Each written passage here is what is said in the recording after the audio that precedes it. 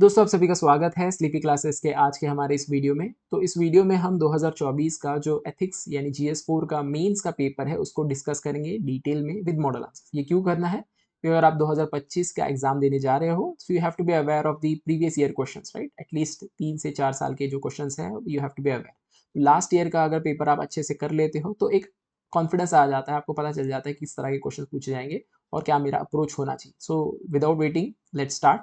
Around 13 theory questions हैं, right, और 6 case studies है, तो उनको हम डिटेल में डिस्कस करेंगे। तो सबसे पहला जो क्वेश्चन है 2024 में आया वो आर्टिफिशियल इंटेलिजेंस से रिलेटेड आया। क्वेश्चन कुछ इस तरह है, the application of artificial intelligence as a dependable source of input for administrative decision making is a debatable issue, critically examine this statement from ethical point of view. तो ज़्यादातर theory question ऐसे ही होते हैं, एक स्टेटमेंट दिया जाता है, उसके आगे एक डायरेक्टिव होता है कि आप इसे क्रिटिकली एग्जामिन करें, एसेस करें, right, so and so forth, right. तो अब स्टेटमेंट जो है वो बहुत इंपॉर्टेंट है, उसको समझना ज़रूरी है। यहाँ पे स्टेटमेंट में बताया गया है कि जब हम आर्टिफिशियल इंटेलिजेंस की बात करते हैं, उसका जब इस्तेमाल किया जाता है, राइट, स्पेशली एडमिनिस्ट्रेशन में, तो उसका इस्तेमाल किया जाता है टू मेक डिसीजंस। तो वो एक इनपुट की तरह इस्तेमाल किया जा रहा है और ये एक डिबेटेबल इशू है, यानी यहाँ पे कुछ एथिकल कंसर्न्स है, राइट।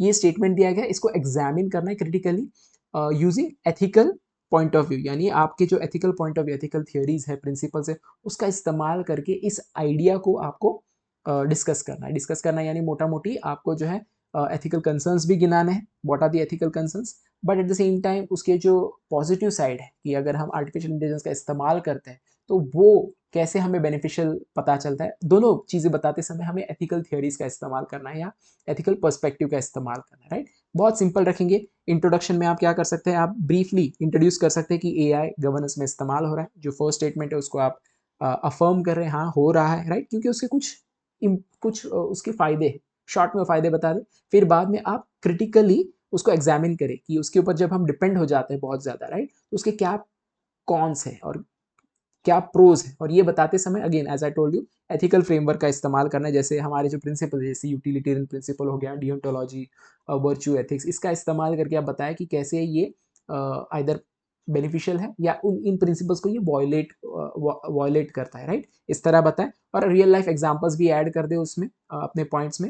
अगर हम थियोरी की बात करें तो 5 to 6 पॉइंट्स अगर आप ऐड कर देते हो, उसके अलावा 2 से 3 एग्जाम्पल्स ऐड कर देते हो, राइट, दैट इज सफिशिएंट। बहुत ज़्यादा आपको 12-13 पॉइंट्स लिखने की ज़रूरत नहीं है। और कंक्लूड करते समय आप जो है किसी कोट का इस्तेमाल कर ले, राइट, या फिर आप जो है जो एक सेंट्रल आइडिया है उसको री एम्फसाइज करें। बहुत ज़्यादा टेंशन लेने की जरूरत नहीं, री एम्फसाइज भी कर दिया आपने जो आपका मेजर पॉइंट है, that is also sufficient, right. So introduction में हम यहाँ पे बता सकते हैं कि artificial intelligence, yes, it is being employed administrative task में फॉर वेरियस पर्पसेस, राइट। जैसे पॉलिसी टारगेटिंग हो गया, वेलफेयर डिलीवरी हो गया, सर्विलेंस के लिए, इवन जुडिशियल एप्लीकेशन में। क्यों होता है? क्योंकि ये बहुत कारगर है, राइट, स्पीड देता है आर्टिफिशियल इंटेलिजेंस, राइट, कंसिस्टेंसी देता है। जो रिपीटेटिव टास्क है वो तो बहुत अच्छे से वो कर पाता है, राइट, डेटा ड्रिवन इनसाइट भी होता है। तो ये हमने शॉर्ट में बता दिया इंट्रोडक्शन में।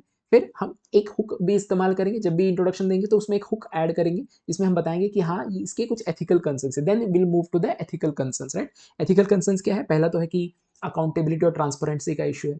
आर्टिफिशियल इंटेलिजेंस के जो एल्गोरिदम्स हैं, राइट, ब्लैक बॉक्स उसे कहा जाता है। ब्लैक बॉक्स यानी यू डू नॉट नो कि ये डिसीजन कैसे लिए जा रहे हैं, राइट। उसके कई सारे एग्जाम्पल हैं, जैसे यूएस में जो वहाँ की जो क्रिमिनल या जुडिशियल सिस्टम है वो एल्गोरिदम्स का इस्तेमाल करते हैं, जैसे कंपास एल्गोरिदम का, जो कि कहा जाता है कि रेशियली बायस्ड है, ब्लैक फोक्स को जो है वो टारगेट करता है, so and so forth, right. या इवन फेशियल रिकग्निशन जो सिस्टम्स होते हैं वो कई बार आपको दिखा देता है स्पेसिफिक एथनिक ग्रुप्स को एक्सक्लूड करते हैं वगैरह वगैरह, राइट। तो आर्टिफिशियल इंटेलिजेंस के जो भी यूजफुलनेस है, right, as a input for decision making, that has this sort of issues with respect to transparency and account, because it is not very understandable, explainable कि एल्गोरिदम कैसे decision ले रहा है। तो पहली चीज जो है वो है अकाउंटेबिलिटी और ट्रांसपेरेंसी। दूसरा है बायस। जो बायस है, अब ये एल्गोरिदम से उनको ट्रेन किया जाता है ऑन डेटा, राइट। अब ये डेटा में ही पहले ही बायस्ड अगर डेटा है then it will amplify the bias, right, because ये प्रोग्राम्स हर जगह इस्तेमाल होंगे। तो डियोंटोलॉजिकल एथिक्स के खिलाफ जाता है, बिकॉज एज कांतियन एथिक्स और डियोंटोलॉजिकल एथिक्स, राइट, हमें इंडिविजुअल पे को एंड के रूप में देखना है, राइट, उसकी डिग्निटी को सिक्योर करना है, राइट। बहुत ज़्यादा डिटेल में नहीं जाएंगे, कांतियन एथिक्स क्या होता है उसको बहुत डिटेल में नहीं, एज पर कांतियन एथिक्स बहुत ही शॉर्ट में बताएंगे। We have to look individual as an end, right. बहुत डिटेल में नहीं जाना है। इसके बाद प्राइवेसी वायलेशन है, क्योंकि जब हम आर्टिफिशियल इंटेलिजेंस का इस्तेमाल कर रहे हैं तो आप देखोगे कि ये बेस्ड है on data, right. Artificial intelligence के एल्गोरिथम डेटा पे चलते हैं और डेटा आपको कलेक्ट करना पड़ता है। कई बार ये डेटा जो है प्राइवेट लोगों से लिया जाता है विदाउट देयर कंसेंट, तो प्राइवेसी का violation, again right based ethics को ये वायलेट कर सकता है, राइट। इसके अलावा ह्यूमन जजमेंट को ये अंडरमाइन करता है, राइट। हम वर्च्यू एथिक्स में बताते हैं कि we have virtues like compassion and empathy and so, इसका इस्तेमाल होता है while making decisions as an administration. But जब आर्टिफिशियल इंटेलिजेंस का इस्तेमाल करते हैं, राइट, उन एल्गोरिथम, तो they do not have compassion, empathy and so forth, right. तो ये ह्यूमन जजमेंट और एम्पैथी को भी अंडरमाइन करता है। तो आपने देखा कैसे virtue ethics, deontology, right approach and और भी कई सारे अप्रोचेस और प्रिंसिपल्स का इस्तेमाल करके आप उसके एथिकल कंसर्न बता सकते हैं। इसके बाद जैसे मैंने कहा कि आपको क्रिटिकली एग्जामिन करना है, यानी दोनों पक्ष बताने, आपको क्रिटिकल यानी सिर्फ क्रिटिसिज्म नहीं होता, राइट। तो दूसरा पक्ष क्या है कि इसकी यूटिलिटी भी है। यूटिलिटेरियन प्रिंसिपल क्या कहता है कि maximum output, right, maximum benefit for maximum number of people. तो रिसोर्स ऑप्टिमाइजेशन करता है ये, आप जो है अपने रिसोर्सेज को ऑप्टिमली इस्तेमाल कर सकते हैं यूजिंग एआई, राइट। और कई बार अगर हम डेटा जो है उसको सही से ट्रेन करें, राइट, उसमें से बायसनेस और सब्जेक्टिविटी निकाल दे, तो जो रिपीटेटिव टास्क है उसमें बायसनेस आने की जो गुंजाइश है वो कम हो जाएगी, बिकॉज ये सारा कुछ जो है एल्गोरिदम्स और कंप्यूटर्स कर रहे हैं, इंडिविजुअल नहीं कर रहे, तो उसका सब्जेक्टिव बायस निकल जाएगा, अगर अगेन कैवियट, अगर उस डेटा को हमने सही से ट्रेन करा हो, राइट। और eight the same time you will say कि एआई का इस्तेमाल एज अ सपोर्ट होना चाहिए, it should not replace human and human judgement, right. तो ये भी पॉइंट आपने दे दिया, तो दोनों पक्ष आपने बता दिए। एंड में आप री एम्फसाइज करते हैं कि एआई जो है इनहेरेंटली खराब नहीं है, राइट, इनहेरेंटली खराब नहीं है। आप उसको कैसे डिजाइन करते हैं, डिप्लॉय करते हैं और रेगुलेट करते हैं, इस पर निर्भर होता है। तो आपने जो है एक बैलेंस्ड व्यू रखना है, जब भी आप कंक्लूजन देंगे एक बैलेंस्ड व्यू रखना है। जब भी क्रिटिकली एग्जामिन ऐसा शब्द आता है एज अ डायरेक्टिव, तो बैलेंस व्यू रखना है। तो इस तरह आप इस पर्टिकुलर क्वेश्चन को बहुत ही सिंपली अप्रोच कर सकते हैं। सो नेक्स्ट क्वेश्चन पे जाते हैं। क्वेश्चन है, ethics encompasses several key dimensions that are crucial in guiding individual and organization towards responsible behavior. Explain key dimension of ethics that influence human action. Discuss how these dimensions shape ethical decision making in professional context. Right? तो यहाँ पे बताया गया है कि ethics जो है, इसमें जब एथिक्स क्या होता है, एथिक्स जो है वो आपके ह्यूमन एक्शंस को, बिहेवियर को गाइड करता है, राइट। बट एथिक्स में भी कई सारे डायमेंशंस होते हैं, वो कहा गया देयर आर सेवरल की डायमेंशंस जो कि हेल्प करते हैं to guide individual and organisation toward responsible behaviour. आपको क्या कहा गया है, एक्सप्लेन दी की डायमेंशंस, राइट। तो फर्स्ट क्वेश्चन आपका ये आ जाता है कि एक्सप्लेन करना उन डायमेंशंस को ऑफ एथिक्स जो इन्फ्लुएंस करते हैं ह्यूमन एक्शन, और फिर बाद में आपको डिस्कस करना है कि कैसे प्रोफेशनल कंटेक्स्ट में ये डायमेंशन जो है हेल्प करते हैं डिसीजन मेकिंग। तो सिंप्लीफाई करना, अपने दिमाग में सिंप्लीफाई कर दो क्वेश्चंस को, राइट। अगर आप सिंप्लीफाई कर देते हो और उसको डिवाइड कर देते हो इनटू पार्ट्स, तो आपको एक स्ट्रक्चर बन जाता है आपके आंसर का, right. You don't have to worry about structure. तो यहाँ पे आप क्या कर सकते हो, अगर आपको अप्रोच की बात करें तो इंट्रोड्यूस कर सकते हैं बाय डिफाइनिंग एथिक्स, एथिक्स को डिफाइन कर दे, राइट। और शॉर्ट में एज अ हुक मैंने कहा, राइट, उसके मल्टीपल डायमेंशन सिर्फ एन्यूमरेट कर दे कि ये डायमेंशन है, और फिर बाद में सेकंड पार्ट में आप जो है, क्योंकि पहला क्वेश्चन क्या कहा गया है कि एक्सप्लेन की डायमेंशन, राइट। तो सेकंड पार्ट में उन डायमेंशंस को जिसको आपने इंट्रोड्यूस कर दिया इन इंट्रोडक्शन, उसको एक्सप्लेन कर दे बार, एक के बाद एक, right. And then in the third part आप क्या करोगे, या इन दो चीजों को साथ में भी जोड़ के आप आंसर बना सकते हैं। अगर थर्ड पार्ट में करते हो तो यू विल से कि ये जो डायमेंशन ये कैसे प्रोफेशनल कंटेक्स्ट में जो है आपके डिसीजन मेकिंग को शेप करते हैं, राइट। तो ये 3 पार्ट बन जाएंगे आपके बॉडी के, और फिर कंक्लूजन में यू कैन अगेन री एम्फसाइज ethics, right? और what you can do is you can also conclude कि मल्टी डायमेंशनल अप्रोच जो है वो हमेशा बेटर होता है कंपेयर टू सिंगल डायमेंशन, क्योंकि यहाँ पे डायमेंशंस की बात की गई है, right, while making any judgement. तो आपने एथिक्स क्या है वो बता दिया इंट्रोडक्शन में, जैसे हमने बताया कि ethics is moral principal that guide behaviour. But ethics में भी कई सारे डायमेंशंस होते हैं, जैसे कि आप बता सकते हैं social dimension, cognitive dimension, right, या फिर स्पिरिचुअल डायमेंशन कह सकते हैं, या कॉन्शियंस की बात कर सकते हैं, या इमोशनल डायमेंशन, सोशल डायमेंशन, ये सारे डायमेंशंस है मोटा मोटी एथिक्स को एज एज आइडिया क्रिएट करने के लिए सारे डायमेंशंस यूज होते हैं, राइट। अब आपने ये बता दिया, इंट्रोड्यूस कर दिया, फिर बॉडी में आप जो है स्टार्ट करेंगे with each dimension, cognitive dimension, यानी जब हम डिसाइड करते कोई चीज़ सही या गलत है, हम अपने कॉग्निशन का इस्तेमाल करते हैं, लॉजिक रीजन का, राइट। तो बहुत ही सिंपल बताना है, using logic and reason and understanding what is right and wrong, right. Emotional dimension यानी जब आप एम्पैथी, कंपैशन का इस्तेमाल करते हैं to know what is right, right. यहाँ पे एग्जांपल भी दे सकते हैं, जैसे using logic and understanding what is right and wrong, तो वहाँ पे आप बता सकते हैं कि जो आईएएस ऑफिसर या जो government officer in general, right, they use rules, right, code of conduct to know what is right and what is wrong, right? They follow rules and laws, that they are using their cognitive aspect of their mind, right? And then you can talk about emotional dimension में कि जो doctors हैं, they at times do not charge money from the patient because they are poor enough, right? So they are using their emotional dimension to know what is right and what is wrong. Social dimension यानी आपका जो culture है, आपकी जो family है, आपके जो value systems है, आपके त्यौहार है, ये भी आपको हेल्प करते हैं to know what is right and what is wrong, right? जैसे अगर आप किसी ऑफिस में जाते हो जहाँ पे कोई भी व्यक्ति करप्शन नहीं कर रहा है, हर व्यक्ति जो है सही समय पे आता है, और अगर आप पंक्चुअल व्यक्ति नहीं हो इनहेरेंटली, तो भी आप पंक्चुअल बन जाओगे, बिकॉज सोसाइटी एक फोर्स एक्सर्ट करती है. तो सोशल डायमेंशन आपने बता दिया कैसे हमें वो हेल्प करता है to know what is right and wrong. Institutional dimension यानी लॉज की बात की जा सकती है, कोड ऑफ कंडक्ट, राइट? हर एक ऑफिस में कोड ऑफ कंडक्ट होते हैं जिसके अनुसार आपको पता चलता है कि क्या राइट है एंड क्या रॉन्ग है. कॉन्शियस भी एक डायमेंशन हो सकता है, आपकी इनर वॉइस भी जो है वो आपको बताती है कि क्या सही है क्या गलत है, राइट? तो ये डायमेंशन आपने बता दिए. इसके साथ आपने जो है कुछ एग्जाम्पल्स भी दे दिए, प्रोफेशनल कंटेक्स्ट, एक स्पेसिफिक एग्जाम्पल भी दे सकते हैं कि ऐसे जो है गवर्नेंस से रिलेटेड, राइट? पब्लिक एडमिनिस्ट्रेशन से रिलेटेड अगर ज़्यादा एग्जाम्पल देंगे तो वो ज़्यादा अच्छा होगा, बिकॉज हम जो है उसी के लिए प्रिपेयर कर रहे हैं, राइट? ऑफकोर्स आप बाकी के एग्जाम्पल्स भी दे सकते हैं, हिस्टोरिक एग्जाम्पल्स या इन real world examples from different profession, but governance के एग्जाम्पल देते हैं तो एक ज़्यादा जो है ऑथेंटिसिटी या जो है हम कह सकते हैं एक ज़्यादा रूटेडनेस दिखाई देता है into administration, right? So application में आप बता सकते हैं कि एक गवर्नमेंट ऑफिसर को कॉम्प्लेक्स टास्क करने पड़ते हैं, right? He has to follow rules laws, right? He has to apply rules laws, right? इसके अलावा he has to also care for people, right? He also has to understand the expectation of people, listen to his own conscience. So आप देख सकते हैं कैसे अगर एक illegal housing को अगर हटाना है, आपने एक जो है एक एग्जाम्पल दे दिया यहाँ पे कि इलीगल हाउसिंग को हटाना है, तो बंदे को तो रूल लॉ फॉलो करना पड़ेगा, कोर्ट के ऑर्डर, तो वहाँ पे कॉग्निटिव डायमेंशन आ जाता है. इसके बाद उसको जो है कंपैशन भी दिखाना पड़ेगा, कोई गरीब है, उसके पास रहने को घर नहीं है, सो कैसे मैं बैलेंस आउट करूँ, रूल लॉस भी फॉलो करने हैं, but at the same time जो सोशल डायमेंशन की फेयरनेस और justice, right?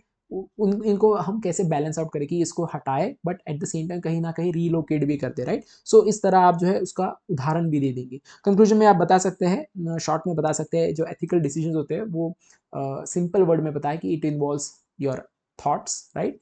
How you think, how you feel, how you act, and to understand what is right and wrong. As simple as that. वही चीज़ फिर से री emphasise कर दिए बहुत ही सिंपल शब्दों में, या आप कोट से भी एंड कर सकते, नॉट एन इशू. कोई एक कोट है, आपको पता है कि इस कोट का इस्तेमाल करके जो है हम इस इशू के जिस्ट को जो है वो समेट सकते हैं और लिख सकते हैं, तो वो भी इस्तेमाल किया जा सकता है, राइट? सो नेक्स्ट क्वेश्चन पे आते हैं. क्वेश्चन है, it is not enough to talk about peace, one must believe in it. It is not enough to believe in it, one must act upon it. In present context, the major weapon industries of the developed nation are adversely influencing the continuation of war for their own self-interest all around the world. What are the ethical consideration of powerful nation in today's international arena to stop the continuation of ongoing conflict? अब कई बार क्या होता है, एक statement दिया जाता है, बहुत ही लंबा चौड़ा स्टेटमेंट होता है, वो जरूरी होता है, वो इंपॉर्टेंट होता है क्योंकि वो आपको टॉकिंग पॉइंट्स देता है, राइट? बट जो मेन क्वेश्चन है वो कई बार एंड में शुरू होता है. जैसे यहाँ पे एक स्टेटमेंट दिया गया है, एक ऑब्जर्वेशन दिया गया कि इट इज़ कि सिर्फ पीस के बारे में बात करना उचित नहीं होगा, या जो है हम कह सकते हैं इनफ नहीं होगा. वो आपको जो है उसको ट्रांसलेट भी करना पड़ेगा इनटू एक्शन, ये कहा गया है. You have to act on it. But present context में क्या हो रहा है, जो डेवलप्ड नेशन, जो powerful nation,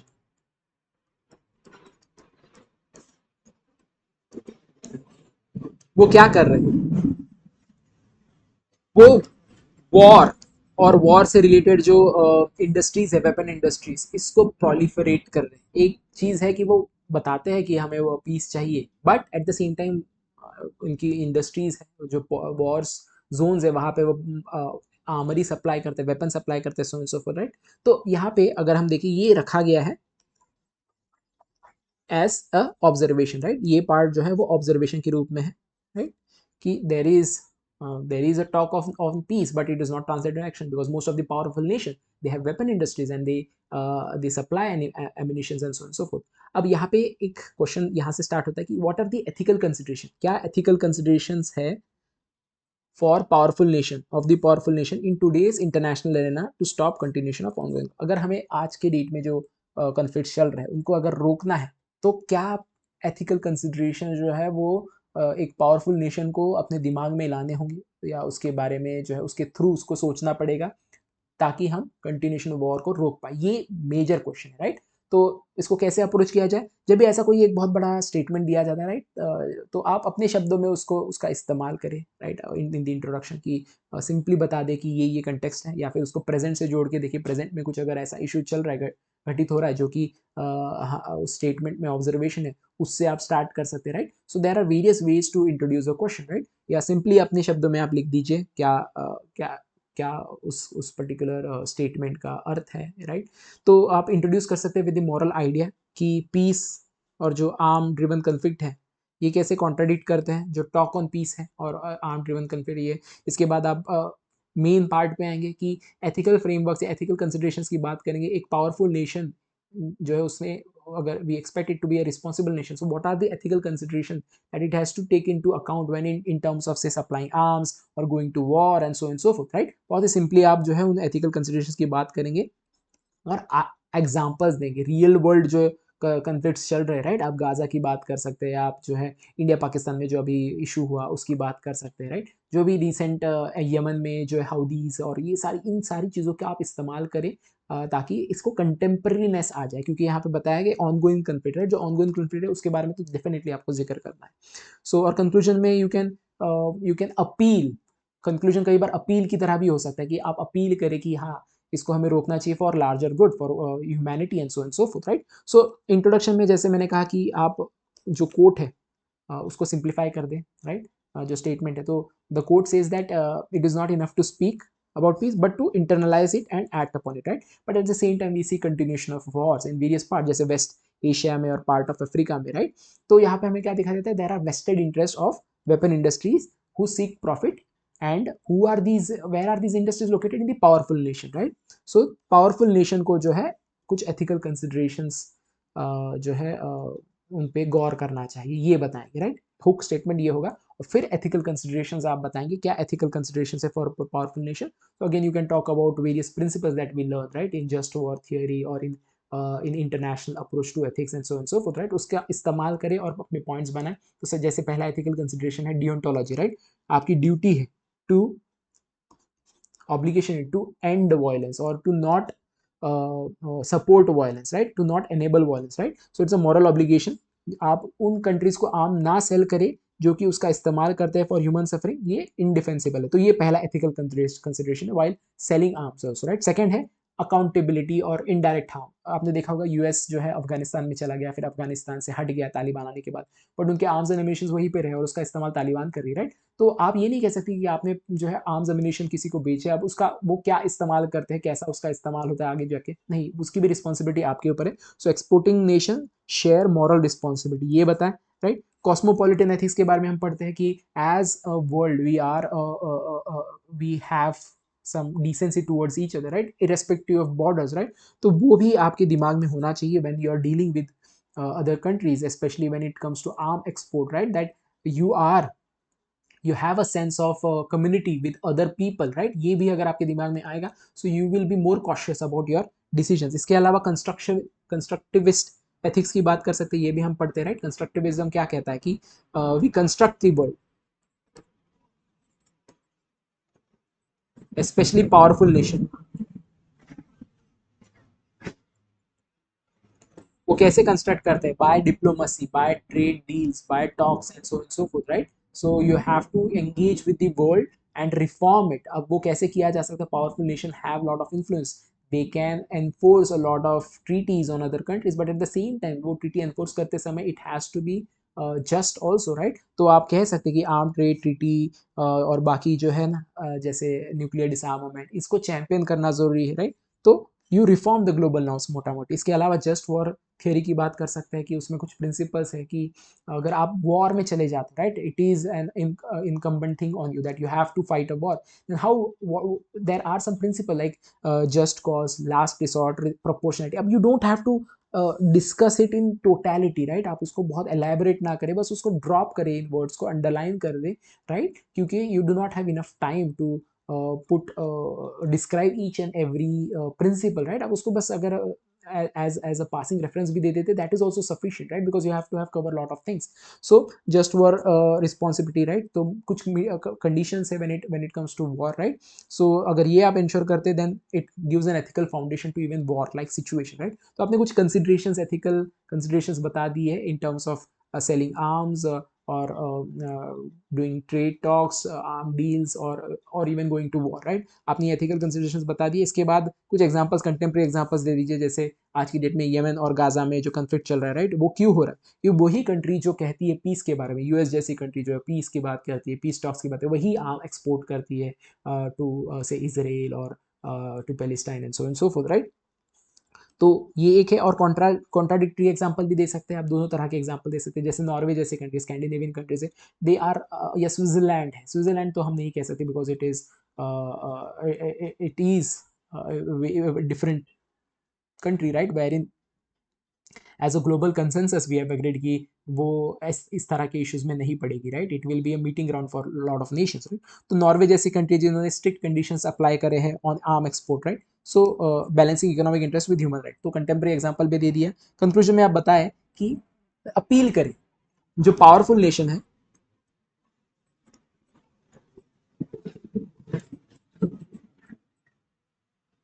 they have to take responsibility, they have to reorient their moral compass और प्रॉफिट के बारे में ना सोचे, सिर्फ प्रॉफिट के बारे में ना सोचे, पीस और जेन्युइन पीस के बारे में सोचे, रिस्पॉन्सिबिलिटी के बारे में सोचे. तो अपील की तरह भी आप इसे एंड कर सकते हैं, राइट.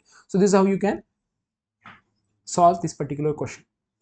इसके बाद नेक्स्ट क्वेश्चन है, global warming and climate change are outcomes of human greed in the name of development, indicating the direction in which extinction of organism including human beings is heading towards loss of life on earth. How do you put an end to this, protect life and bring equilibrium between society and environment? Again the same type है question का. आपको एक statement, एक observation दिया है with respect to global warming and climate change, और उसके बाद आपको जो है डायरेक्ट क्वेश्चन पूछा गया. स्टेटमेंट क्या है, या कहा गया है कि जो ग्लोबल वार्मिंग है या क्लाइमेट चेंज है, ये किस कारण है, उसके पीछे का कॉज दिया है कि ह्यूमन ग्रीड, हमारा जो ह्यूमन ग्रीड है उसकी वजह से ये सारी चीज़ें हो रही है. तो ये एक ऑब्जर्वेशन है.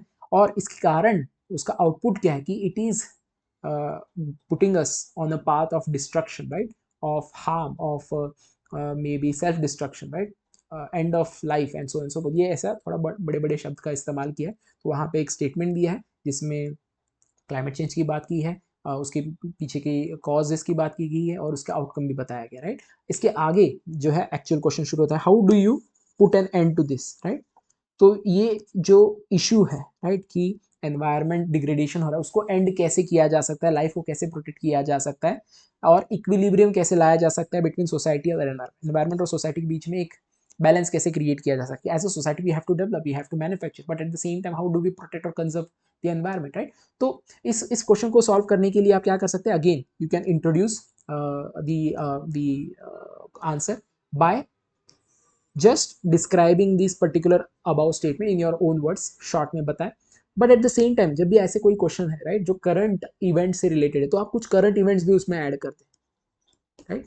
इंट्रोडक्शन में you just discuss what is the statement, right, बहुत ही शॉर्ट में अपने शब्दों में, प्लस कुछ करंट इवेंट्स ऐड कर दे, कोई डेटा हो आपके पास या कोई टॉकिंग पॉइंट हो, ऐड कर दे. और उसके बाद you can come to directly the question. तो डायरेक्ट क्वेश्चन क्या था कि how do you put an end to this, या how do you bring equilibrium, right. तो इसके दो अप्रोच हो सकते हैं. एक है अपना एथिकल अप्रोच, राइट, हम एथिकल प्रिंसिपल्स की बात करते हैं, जैसे हम जो है रिस्पॉन्सिबिलिटी की बात करते हैं, हम सस्टेनेबल डेवलपमेंट की बात करते हैं, राइट. ये कुछ पॉइंट्स है. But at the same time कुछ पॉलिसी एक्शंस की भी बात की जा सकती है. दो पार्ट में इसको डिवाइड किया जा सकता है. एक तो है कि एथिकल पॉइंट्स डाल दें और उसके बाद कुछ पॉलिसी एक्शन यानी real actions in real world की बात करें, और फिर कंक्लूड कर दे again by giving an appeal. ऐसे क्वेश्चंस में अपील देना बहुत जरूरी है, जो कि अर्जेंट रिलेटेड क्वेश्चन है, राइट, अर्जेंसी रिलेटेड क्वेश्चन, कुछ अर्जेंट हमें करने की जरूरत है. या फिर अगेन यू कैन री एम्फसाइज ऑन रिस्पॉन्सिबल डेवलपमेंट और सस्टेनेबल डेवलपमेंट, राइट. तो introduce with ethical crisis in climate change and its root in unstained human action. इसके बाद हाईलाइट करें वैल्यूज एथिकल प्रिंसिपल जो हमें जरूरी है when it comes to protecting the environment or to reverse the environmental degradation, and then give some policy और practical solutions to restore the balance जो बताया गया, और conclude with appeal to sustainable coexistence. So यहाँ पे मैंने जो है इंट्रोडक्शन में ये बताया ही है कि जो जिस था स्टेटमेंट का कि क्लाइमेट चेंज हो रहा है because of unrelenting, right, human greed, right, जो जिसके ऊपर कोई हमारा रिस्ट्रेन ही नहीं है, ऐसा ह्यूमन ग्रीड है जिसकी वजह से हो रहा है। और मैंने एक करंट एग्जांपल भी दे दिया है यहाँ पे। 2023 दिसंबर में जो है यूएनएफसीसी का एक मीटिंग था दुबई में, कॉप कॉन्फ्रेंस ऑफ पार्टी, जिसमें ये बताया गया था, उस समय मैंने ये नोट किया था कि जो पार्टिसिपेंट है, कितने पार्टिसिपेंट और कौन से टाइप के पार्टिसिपेंट है। तो जो पार्टिसिपेंट थे उस मीटिंग में जहाँ पे डिस्कस हो रहा है एनवायरनमेंट और क्लाइमेट चेंज, वहाँ पे आपको दिखाई देता है लॉबिस्ट है, फॉसिल फ्यूल के जो लॉबिस्ट है, जो चाहते हैं कि फॉसिल फ्यूल का इस्तेमाल हो, राइट, वो ज्यादा संख्या में थे compare to the indigenous people, right, who are the most vulnerable, 7 times more than the indigenous people they were there, right. तो ये रिप्रेजेंट करता है even at the highest platforms of conservation, environment conservation, what we see is that profit is or human greed is actually spearheading these movements, right? So at the same time वो ऐसा साल था या वो ऐसा महीना था जहाँ पे रिकॉर्ड हाई जो है टेम्परेचर था of the world, right. So इस तरह आपने जो है कुछ करंट से जोड़ के आपने बता दिया तो एक अच्छा स्टार्ट मिल जाता है, head start. And then you can use the hook statement कि जो है हमें अगर आगे के लाइफ लॉस को प्रिवेंट करना है, so we have to have some ethical consideration when it comes to dealing with the climate crisis। तो फिर आप ethical consideration या ethical foundation की बात कर सकते हैं। What are the ethical foundation that are required और ethical principle और frameworks required to ensure कि जो environmental degradation उसको reverse किया जाए या फिर उसको रोका जाए, right? So पहला है तो intergenerational responsibility, right? कि हमारी जो responsibility है फ्यूचर जनरेशन के प्रति, वो एक एथिकल प्रिंसिपल है। इसके बाद सस्टेनेबल डेवलपमेंट, कि हम डेवलपमेंट करें, ऐसा नहीं डेवलपमेंट को रोक दिया जाए, but at the same time हम दूसरों की नीड्स की भी जो है परवाह करें, राइट। एबिलिटी ऑफ अदर्स, यहाँ पे आप गांधीयन कोट का भी इस्तेमाल कर सकते हैं, राइट। जैसे गांधी जी ने कहा था कि world has enough for everyone's need but not for everyone's greed, right. तो इसका इस्तेमाल करें। इसके बाद एनवायरमेंटल जस्टिस की बात की जा सकती है, जैसे कि जो क्लाइमेट चेंज का इफेक्ट है वो क्या सभी पे समान है? नहीं। जो वल्नरेबल सेक्शन है, राइट, जो झोपड़ियों में रहता है या फिर जो समंदर के पास रहता है या फॉरेस्ट में रहता है, they are most vulnerable to it, right? So what we can do, we can do resource distribution, we can create equally inclusive policy so that उनके considerations हम जो है अपने पॉलिसी में लाएं और जो कि जो उन्हें हेल्प करे। या फिर आप स्टूवर्डशिप की बात कर सकें, we are protector custodian of the environment, we are not the exploiter of the environment. तो उस तरह से आप जो है कुछ एथिकल प्रिंसिपल्स बताएं जो कि जरूरी है टू एंश्योर कि हमारा डिसीजन है, राइट, टूवर्ड्स एनवायरमेंटल कंजर्वेशन और टूवर्ड्स डेवलपमेंट, वो रीओरिएंट हो towards again responsible development, right. इसके बाद मैंने जैसे कहा कि आपने कुछ एथिकल प्रिंसिपल्स या फ्रेमवर्क्स या टॉकिंग पॉइंट्स बता दिए, फिर आप जो है रियल लाइफ या जो real action based policy based points बताएं। तो to bring equilibrium between society and environment, आपको पॉलिसी रिफॉर्म करना पड़ेगा। जो आपका अप्रोच है टूवर्ड्स डेवलपमेंट, आपका अप्रोच क्या है? जीडीपी सेंट्रिक, राइट, उसको चेंज करना पड़ेगा, उसको शिफ्ट करना पड़ेगा टू वेलबींग और सस्टेनेबिलिटी इंडेक्स, यानी कुछ इंडेक्सेस होते हैं सस्टेनेबिलिटी के, उसके हिसाब से आपको जो है डेवलपमेंट करनी पड़ेगी। या फिर आप कुछ रियल टाइम पॉलिसी भी बता सकते हैं, जैसे कि कार्बन टैक्स की बात की जा सकती है या फिर ग्रीन टैक्स की बात की जा सकती है, स्ट्रिक्ट रेगुलेशन या कार्बन प्राइसिंग की बात की जाए, all these things you can mention. इसके अलावा टेक्नोलॉजी का इस्तेमाल करें, green technology, clean energy, right, circular economy, recycle, reuse, right. इसके बाद कम्युनिटी एंगेजमेंट और अवेयरनेस, राइट। हम एज एन इंडिविजुअल भी जो है, आप जब भी पॉलिसीज बताएं, राइट, तो वो इंस्टीट्यूशनल लेवल पे होना चाहिए, but at the same time community और इंडिविजुअल लेवल पे भी पॉइंट्स होने चाहिए। तो कम्युनिटी लेवल पे आप अवेयरनेस की बात कर सकते हैं, इंडिविजुअल लेवल पे आप मिनिमम कंजम्पशन की बात कर सकते हैं, राइट। और लीगल मैकेनिज्म की बात तो करना ही है, राइट। जैसे आपके पास कुछ लॉज है, उसको स्ट्रिक्टली एनफोर्स करें। तो हमारे पास कॉन्स्टिट्यूशनल प्रोविजन है, राइट। आपके पास जो है डायरेक्टिव प्रिंसिपल्स है, फंडामेंटल ड्यूटीज है जो कहती है कि हमें एनवायरनमेंट को प्रोटेक्ट करना है। आर्टिकल 48A और 51AG, इसको रियल टाइम एक्शन में ट्रांसलेट करना, ये बता सकते हैं बहुत सिंपली एज दैट, राइट। फिर कंक्लूजन में यू कैन से कि अर्थ को प्रोटेक्ट करना ये हमारे सिर्फ मॉरल रिस्पॉन्सिबिलिटी नहीं है, but necessity, because we are dependent on it. अगर हम नहीं प्रोटेक्ट करते अर्थ को, we are in our own self destruction mode. इस तरह आप जो है कंक्लूजन कर सकते हैं, राइट। नेक्स्ट क्वेश्चन पे आते हैं। अब कुछ ऐसे क्वेश्चंस होते हैं, एटलीस्ट 3 क्वेश्चंस तो आते हैं जो कोटेशन बेस्ड होते हैं। आपको कोट्स दिए जाते हैं ऑफ अ फेमस पर्सन, वो कोई हिस्टोरिकल पर्सन हो सकता है, प्रेजेंट पर्सन हो सकता है, कोई बिजनेसमैन हो सकता है, कोई थिंकर, कोई reformer, what ever it is, right. आपको पूछा जाता है कि what do you understand by this statement in present context. कई बार प्रेजेंट कंटेक्स्ट कहा जाता है, कई बार नहीं कहा जाता, राइट। पर what ever it may be, approach कैसा होना चाहिए उस पर्टिकुलर क्वेश्चन को सॉल्व करने का, तो इस एग्जाम्पल से हम समझते हैं, राइट। क्वेश्चन है, learn everything that is good from others but bring it in and in your own way absorb it, do not become other, Swami Vivekananda, right? So this is the quotation given by the great thinker. पूछा गया what do each of this quotation convey to you in present context, तो स्वामी विवेकानंद जी का coat है। Coat में कहा गया है कि learn everything that is good from other, जो भी दूसरों में अच्छी चीजें हैं उसको लर्न कर ले, राइट? आप उसे bring it in, you bring it in, that is you basically understand it and then you can emulate it, right, and absorb it. But ये भी कहा गया है डू नॉट बिकम अदर, कि आप दूसरों से सीखे बट उसका दूसरा रूप ना बन जाए, उस व्यक्ति का दूसरा रूप ना बन जाए। अब सिर्फ व्यक्ति की बात नहीं है, राइट? जब भी आपको ऐसे कोड दिए जाते हैं, right, so you do not take it at a face value कि यहाँ पे कोई व्यक्ति की बात की गई, राइट? वो समाज भी हो सकती है कि आप समाज से सीखो, राइट? और बट वो आपके समाज को पूरी तरह से कॉपी ना करो, जैसे वेस्टर्न मॉडल है, हम उसको पूरी तरह से कॉपी करेंगे, that would not be the right thing as per Swami Vivekananda, right? तो what do you understand by it in present context? तो अप्रोच क्या होगा? सिंपल अप्रोच ये होगा कि आप जो कोड है उसको पहले तो इंट्रोडक्शन में सिंप्लीफाई करते हैं, अपने शब्दों में उसको फिर से एक बार रीयूज कर दे उस स्टेटमेंट को, बट अपने शब्दों में इस्तेमाल करें, राइट? सिंपली आप उसको इंटरप्रेट करें सिंपल शब्दों में इन दी इंट्रोडक्शन, राइट? सिंपल, ये बहुत डिटेल में नहीं जाना क्योंकि डिटेल में आगे जाएंगे। फिर बॉडी में हम क्या कर सकते हैं, after we have just reiterated or interpreted the meaning of the quote in simple language, हम उसके अंडरलाइंग आइडियाज को हम बाहर निकालेंगे, will extract all the underlying ideas, यानी थोड़ा डिटेल में जाके बॉडी का फर्स्ट पार्ट होगा आपका, जहाँ पे आप जो अंडरलाइंग प्रिंसिपल्स है उसके या जो उसके इम्प्लीकेशन है वो बताएंगे, राइट? ये पार्ट होगा। फिर बाद में प्रेजेंट कंटेक्स्ट में कहा गया, राइट, इन प्रेजेंट कंटेक्स्ट, तो आपको उसका रेलेवेंस बताना पड़ेगा आज की डेट में। आज की डेट में जो है उसका रेलेवेंस क्या है, हमारे जो सराउंडिंग्स में उसका इंपॉर्टेंस, उसका यूजफुलनेस क्या है वो बताना है, राइट? तो वो हो सकता है इन गवर्नेंस, वो हो सकता है इन सोसाइटी, वो हो सकता है पर्सनल लाइफ में, हो सकता है इन कॉर्पोरेट, वो हो सकता है इंटरनेशनल, वो डिपेंड करता है ऑन दी कोट इटसेल्फ। वो कोट के हिसाब से आपको उसका इस्तेमाल करना पड़ेगा, right? So first of all interpret the meaning of the quote, फिर कोर एथिकल मैसेज यानी extract the underlying ethical principles, then relevance in contemporary society, governance, personal conduct, online platforms, so on and so forth, whatever it is, depending on the code, and then end with either re-emphasizing the central idea of the code or provide some insight of that particular code that you have not discussed in the whole answer, but you have kept it for the end, which could be a banger one, right? So let's start. पहले तो हम जो है coat है उसको हम थोड़ा सा अपने शब्दों में लिख देंगे कि स्वामी विवेकानंद क्या कह रहे हैं। वो कह रहे हैं कि बैलेंस रखो भाई between learning from others and staying true to one's own identity. आपकी खुद की आइडेंटिटी है, आप दूसरों से लर्न कर सकते हो, राइट, चीज़ें, बट अपनी आइडेंटिटी को आप जो है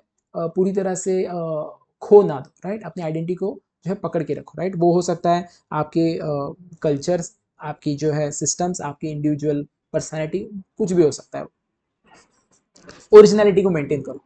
अब ये तो हो गया सिंप्लीफिकेशन।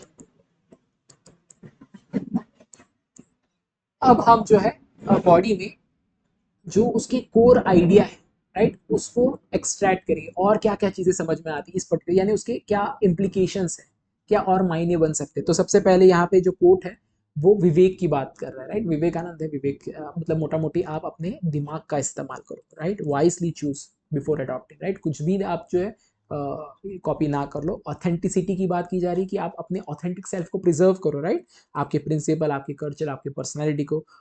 यहाँ पे कहीं ना कहीं ओपननेस की भी बात की जा रही है कि you have to be open to other ideas, right? When Swami Vivekananda is saying that you have to learn good things from other, so he is asking you to be open. आप कुएं का मेंढक ना बने रहो।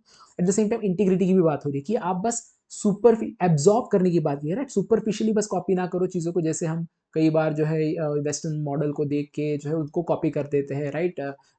उनके गाने, उनके तौर तरीके, बट क्या उनके जो वैल्यूज़ है of equality, of dignity to human, उसको हम क्या आत्मसात कर रहे हैं? तो सुपरफिशियल नहीं होना है, आपको अडॉप्ट करना, इंटरनलाइज करना है सिंसियरली, राइट? सो एसेंशियली वो क्या कह रहे हैं कि हमारा जो पर्सनल मॉरल डेवलपमेंट है उसके लिए ज़रूरी है ये कोट। अब इसका एप्लीकेशन, राइट? पहले तो हमने उसको सिंप्लीफाई करा, फिर उसके जो अंडरलाइंग प्रिंसिपल्स है उसको एक्सट्रैक्ट करा, राइट? उसके इम्प्लीकेशंस, राइट, उसको एक्सट्रैक्ट करा। फिर बाद में अब हम उसका कंटेक्स्ट, प्रेजेंट कंटेक्स्ट में क्या उसका रेलेवेंस है वो बताएंगे, राइट? सो अप्लाइड प्रेजेंट कंटेक्स्ट। तो गवर्नेंस में अगर हम देखें तो हम कई सारे जो चीज़ें अडॉप्ट करते हैं फ्रॉम वेस्ट, राइट? जैसे एनवायरमेंटल सस्टेनेबिलिटी की बात हो, डिजिटल गवर्नेंस की बात हो, वेलफेयर डिलीवरी की बात हो, we are talking about policies, right. So ये हम करते हैं, but at the same time हम प्रेजेंट कंटेक्स्ट को नज़र में रखते हुए उसका अगर इस्तेमाल करें, that will be the best thing, right. जैसे यूपीआई का उदाहरण, राइट। यूपीआई सिस्टम जो है वो बाहर कहीं पे ऐसा सिस्टम था, हमने उसको अडॉप्ट किया हमारे कंटेक्स्ट के हिसाब से, राइट, हमारे डेमोग्राफी, हमारे इकोनॉमिक के हिसाब से। कल्चरल सोशल की बात की जा सकती है, globalized world, right? We are our youth and we all are exposed to social media or the world outside, right? And we are learning a lot of things from them, some good things, some bad things, some things related to social movements, right? LGBTQ rights and so on and so forth.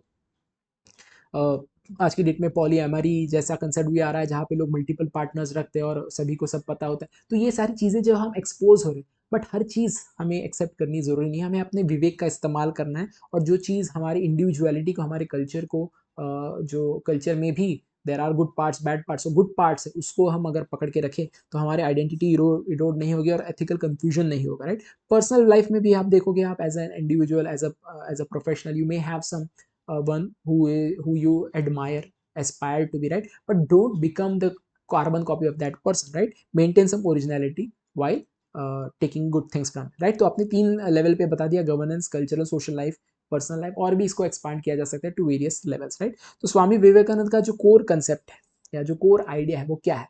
Ethical assimilation, not imitation, right.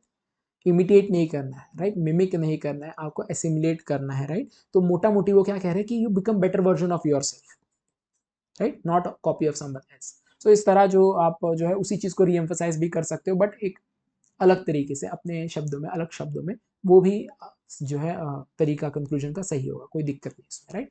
Next question है on the same line, एक code दिया गया है आपको, उसको जो है पूछा गया है कि what does this particular code means to you in present context. तो कोड क्या है? Faith is no of no avail in absence of strength, faith and strength both are essential to accomplish any great work, Sardar Patel, right. Statement क्या है कि faith जो है, अगर आपके पास स्ट्रेंथ नहीं है तो फेथ का कोई मतलब नहीं, it is of no avail, no use, right. Faith और स्ट्रेंथ ये दोनों भी जरूरी है if you want to accomplish any great work, कोई भी अगर काम आपको पूरा करना है तो ये दोनों भी बहुत जरूरी, दोनों कुछ ऑप्टिमल मात्रा में जरूरी है। अब इसको जो है आपको क्या करना है, as I said earlier, right. आपको इस they are asking you what it means to you in present context, right. तो first of all you will in the introduction simplify the code, अपने शब्दों में उसको बता दें, फिर उसके अलग अलग इम्प्लीकेशंस, उसके जो अलग अलग पहलू हैं वो बॉडी में उसको बताए, फिर उसका प्रेजेंट कंटेक्स्ट में क्या रेलेवेंस है वो बताए, यानी अप्लाई करे, और फिर कंक्लूड करते, राइट। सो इंट्रोडक्शन में यू कैन से कि सरदार पटेल इज सेइंग कि अगर कुछ भी, कोई भी गोल आपको अचीव करना है तो you need faith as well as strength. Faith का अर्थ क्या है? पर्पस हो सकता है, स्ट्रेंथ यानी आपका फिजिकल स्ट्रेंथ हो सकता है, इमोशनल स्ट्रेंथ हो सकता है, राइट, मॉरल स्ट्रेंथ हो सकता है। सो सिंपली बता दे, faith alone is not enough to achieve meaningful goals, it has to be supported by strength. अब कोट, ये जो कोट है, जैसे मैंने कहा कि बॉडी में आप उसको और एक्सट्रैक्ट करेंगे उसके बाकी के पहलुओं को, right. So you will say कि कहीं ना कहीं इस कोट में कुछ वर्च्यूज की बात की जा रही है। वो क्या वर्च्यूज है? फेथ की बात की जा रही है, which is nothing but conviction, your conviction on some idea. Purpose हो सकता है, राइट, आपका विजन हो सकता है, या फिर आपका मॉरल कॉन्फिडेंस हो सकता है। स्ट्रेंथ क्या हो सकता है? रेजिलेंस हो सकता है, करेज हो सकता है, डिसिप्लिन हो सकता है, राइट। सो मोटा मोटी सरदार पटेल जी क्या कह रहे हैं कि अगर आपके पास फेथ नहीं है, सिर्फ केवल स्ट्रेंथ है, तो आपका स्ट्रेंथ गलत डायरेक्शन में जाएगा, you will be doing things that is of no good use to anyone.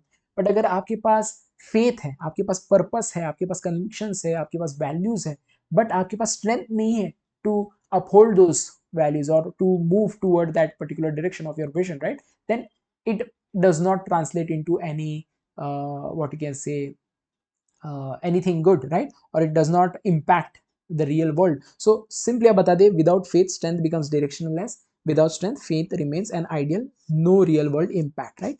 आपने उसकी implications बता दी, right, extract किया और underlying principle from that particular quote, and then you move on to the application in present context. तो जब भी question में specifically present context बताया गया, राइट, इन प्रेजेंट कंटेक्स्ट, तो वो पार्ट आपका थोड़ा सा लंबा चौड़ा होगा, राइट, कंपेयर टू। तो आधा आधा पॉइंट दे दीजिए इंट्रोडक्शन, और जो उसका जो है इम्प्लीकेशन, उसके लिए आधा पेज दे दीजिए, और आधा पेज जो है आप प्रेजेंट कंटेक्स्ट के लिए दीजिए, जहाँ पे अगेन प्रेजेंट कंटेक्स्ट में एज आई टोल्ड यू आप गवर्नेंस की बात कर सकते हैं, corporate industry, international relation, society, personal life, professional life, so and so forth, right. तो पब्लिक सर्विस में इसका क्या अर्थ बनता है, राइट, कि फेथ एंड स्ट्रेंथ, राइट। तो अगर हम देखें as a public servant you have faith on equality, you have faith on justice, right? But अगर आप में वो स्ट्रेंथ नहीं है to uphold these values, right, then it is of no use, right? So strength यानी यहाँ पे क्या है कि आपकी डिसीजन मेकिंग नहीं है, राइट? आपके पास वो रिसोर्सेस नहीं है to put your values into translate your values into action and so leadership नहीं, मॉरल करेज नहीं। जैसे आप चाइल्ड लेबर को एंड करना चाहते हैं, right? You want to protect children's right, but you are not able to effectively enforce it, right?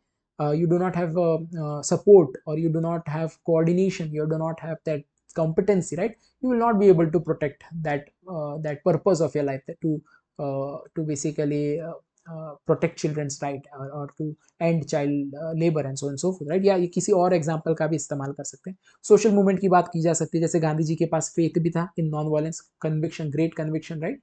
Eight the same time strength भी था, ही वॉज एबल टू जो कलेक्टिव मोबिलाइजेशन वो कर पाते थे, उनके पास लीडरशिप थी, राइट? स्ट्रेंथ यानी क्या? लीडरशिप, इसके अलावा रेजिलेंस, अगर उनका मूवमेंट फेल भी हो जाता है वो फिर से उठते थे और फिर से करते थे, right?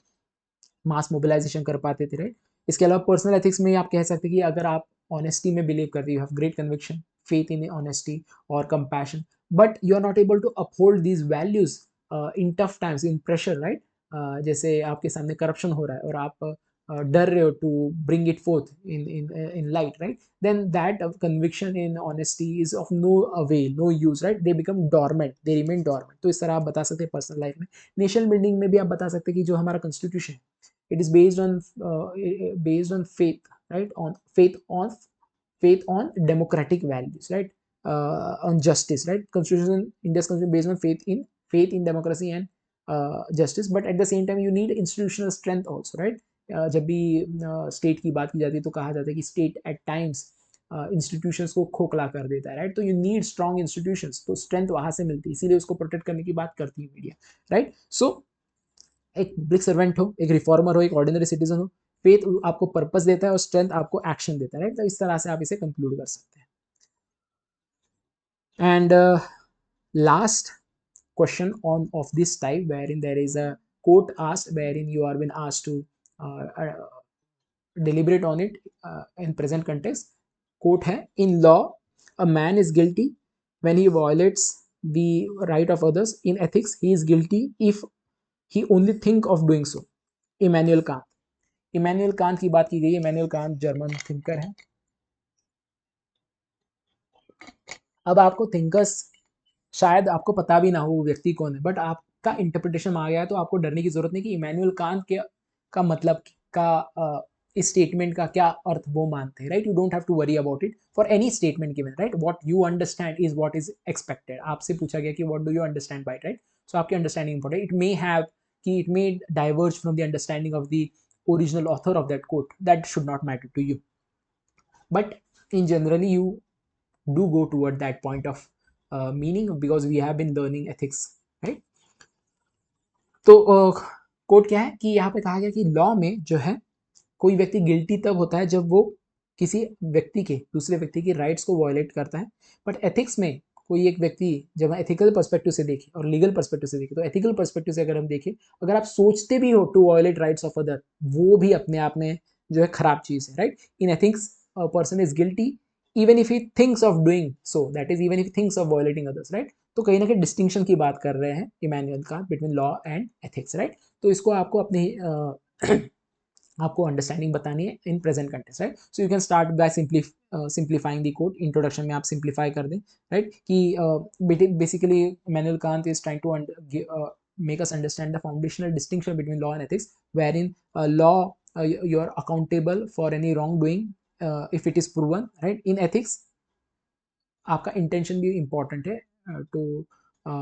to basically to describe a person is guilty or not, right? Whether a person is guilty or not, even the intention will matter, right? आपकी सोच, क्या आप किसी के राइट्स को वायलेट करना चाहते हैं, राइट? ये इंटेंशन भी होगा तो then also you are guilty, but when it comes to law it has to be proven that you have done something wrong, you have violated, right? that is what is the distinction, as simple as that, right? फिर core ethical message अगर देखें तो कांत कहीं ना कहीं डियोंटोलॉजिकल ethics, अगर आपने कांत को पढ़ा है तो he is talking about deontological ethics, आप उसका भी इस्तेमाल कर सकते हैं to put forth your point. अगर आपने नहीं पढ़ा है तो आप सिंपली अपने शब्दों में समझा सकते हैं कांत क्या कहना चाहते हैं, राइट? तो कहीं ना कहीं वो ड्यूटी पे, इंटेंशन पे फोकस कर रहे हैं कि आपका जो मोरालिटी है वो अंदर से आती है, राइट। ऐसा नहीं है कि सोसाइटी ने कुछ लॉज बना दिए हैं तो आपको उसको फॉलो करना होगा, right. It should come from with in. So integrity should be of even thoughts, not just behaviour. Behaviour में ही नहीं दिखनी चाहिए आपकी इंटीग्रिटी, बट आपके थॉट्स में भी, राइट। तो मोटा मोटी उसके इम्प्लीकेशंस ये है, उसका अंडरलाइंग मीनिंग या प्रिंसिपल्स ये है, राइट। इसके बाद एप्लीकेशन बताया उसके प्रेजेंट कंटेक्स्ट में। तो सिविल सर्विस और गवर्नेंस में इसका क्या एप्लीकेशन है कि अगर कोई व्यक्ति करप्ट है, उसका इंटेंशन करप्ट है, he is thinking of doing something wrong, right, he is guilty as per ethics, even if in legal sense he is not guilty because he has not acted on his corrupt intention, right. But from ethical perspective, right, जो हमारे ethical parameters है, honesty, impartiality, he is violating those expectations, as simple as that, right. Public life में अगर हम देखें तो कोई leader है तो वो अगर डिवाइसिव टेक्निक्स यूज करता है, मैनिपुलेटिव टेक्निक्स यूज करता है to mobilise people, right, that is again a bad thing because his intentions are bad. Even if he is not caught, he is not doing anything illegal, his intentions are bad, and ultimately it reduces trust in the institution of leadership as such, right. इसके अलावा bureau business और corporate ethics में आप देखोगे कई सारे हमारे laws में लूप होल्स होते हैं, राइट। एनवायरमेंटल रेगुलेशन से रिलेटेड हो या लेबर लॉस, और उसका इस्तेमाल किया जाता है by whom? By corporate HRs and so on and so forth, right, executives, and they are not caught because they find some loopholes, right. That also is an ethical thing, right. Even if they think of doing it, that is also an unethical thing, right. और हमारा जो ESG framework है, India में इतना ज़्यादा नहीं, US में बहुत ज़्यादा या western country, ESG environmental social governance, इसमें तो स्पिरिट ऑफ एथिक्स की बात की गई है, not just letter of law के जो वर्ड्स है उसी पे फोकस नहीं करना, हमें उसका जो स्पिरिट है, उसकी जो आत्मा है, उस पर फोकस करना है, राइट। सोसाइटी में भी अगर आप देखें डिजिटल सर्विलांस हो रहा है, प्राइवेसी ब्रीचेस हो रहे हैं, कई बार हमारे जो लॉज है वो कैचअप नहीं करते to these ethical issues, right. हमारे लॉज थोड़े ढीले होते हैं, धीरे धीरे लॉज में इंप्रूवमेंट आती है, बट जब वो इंप्रूवमेंट नहीं आई है, लॉज पुख्ता नहीं बने, फिर भी वो जो चीज़ें जैसे कि साइबर बुलिंग हो या फिर साइबर स्टॉकिंग हो, ये सारी चीज़ें गलत है, राइट। सो आप कंक्लूजन में आप बता सकते हैं कि जो कोर्ट है उसमें कांत क्या एम्फोसाइज करे, वो एम्फोसाइज कर रहे हैं सिर्फ लीगल कंप्लायंस से काम नहीं बनेगा, ये मिनिमल चीज है, राइट। आपको मॉरल इंटीग्रिटी पे फोकस करना पड़ेगा, you have to aspire to moral integrity, not just legal compliance, right. इससे भी आप इसे एंड कर सकते हैं। इसके बाद नेक्स्ट क्वेश्चन है, इसको हम सॉल्व करते हैं। The concept of just and unjust is contextual. What was just a year back may turn out to be unjust in today's context. Changing context should be constantly under scrutiny to prevent miscarriage of justice. Examine the statement with suitable example. Again, एक statement, एक observation दिया गया है और उसको examine करने को कहा गया है। जो statement वो क्या है, कहा गया है कि जो just और unjust की जो हमारी understanding है, ये contextual होती है, वो context पे depend करता है। जो चीज़ एक समय पे unjust थी वो शायद आज just हो, या जो आज just है वो शायद कल unjust हो। तो हमें ये जो जस्ट अनजस्ट है इसको कंटिन्यूसली मॉनिटर करना चाहिए ताकि इनजस्टिस ना हो किसी के साथ, ये इसका अर्थ बनता है।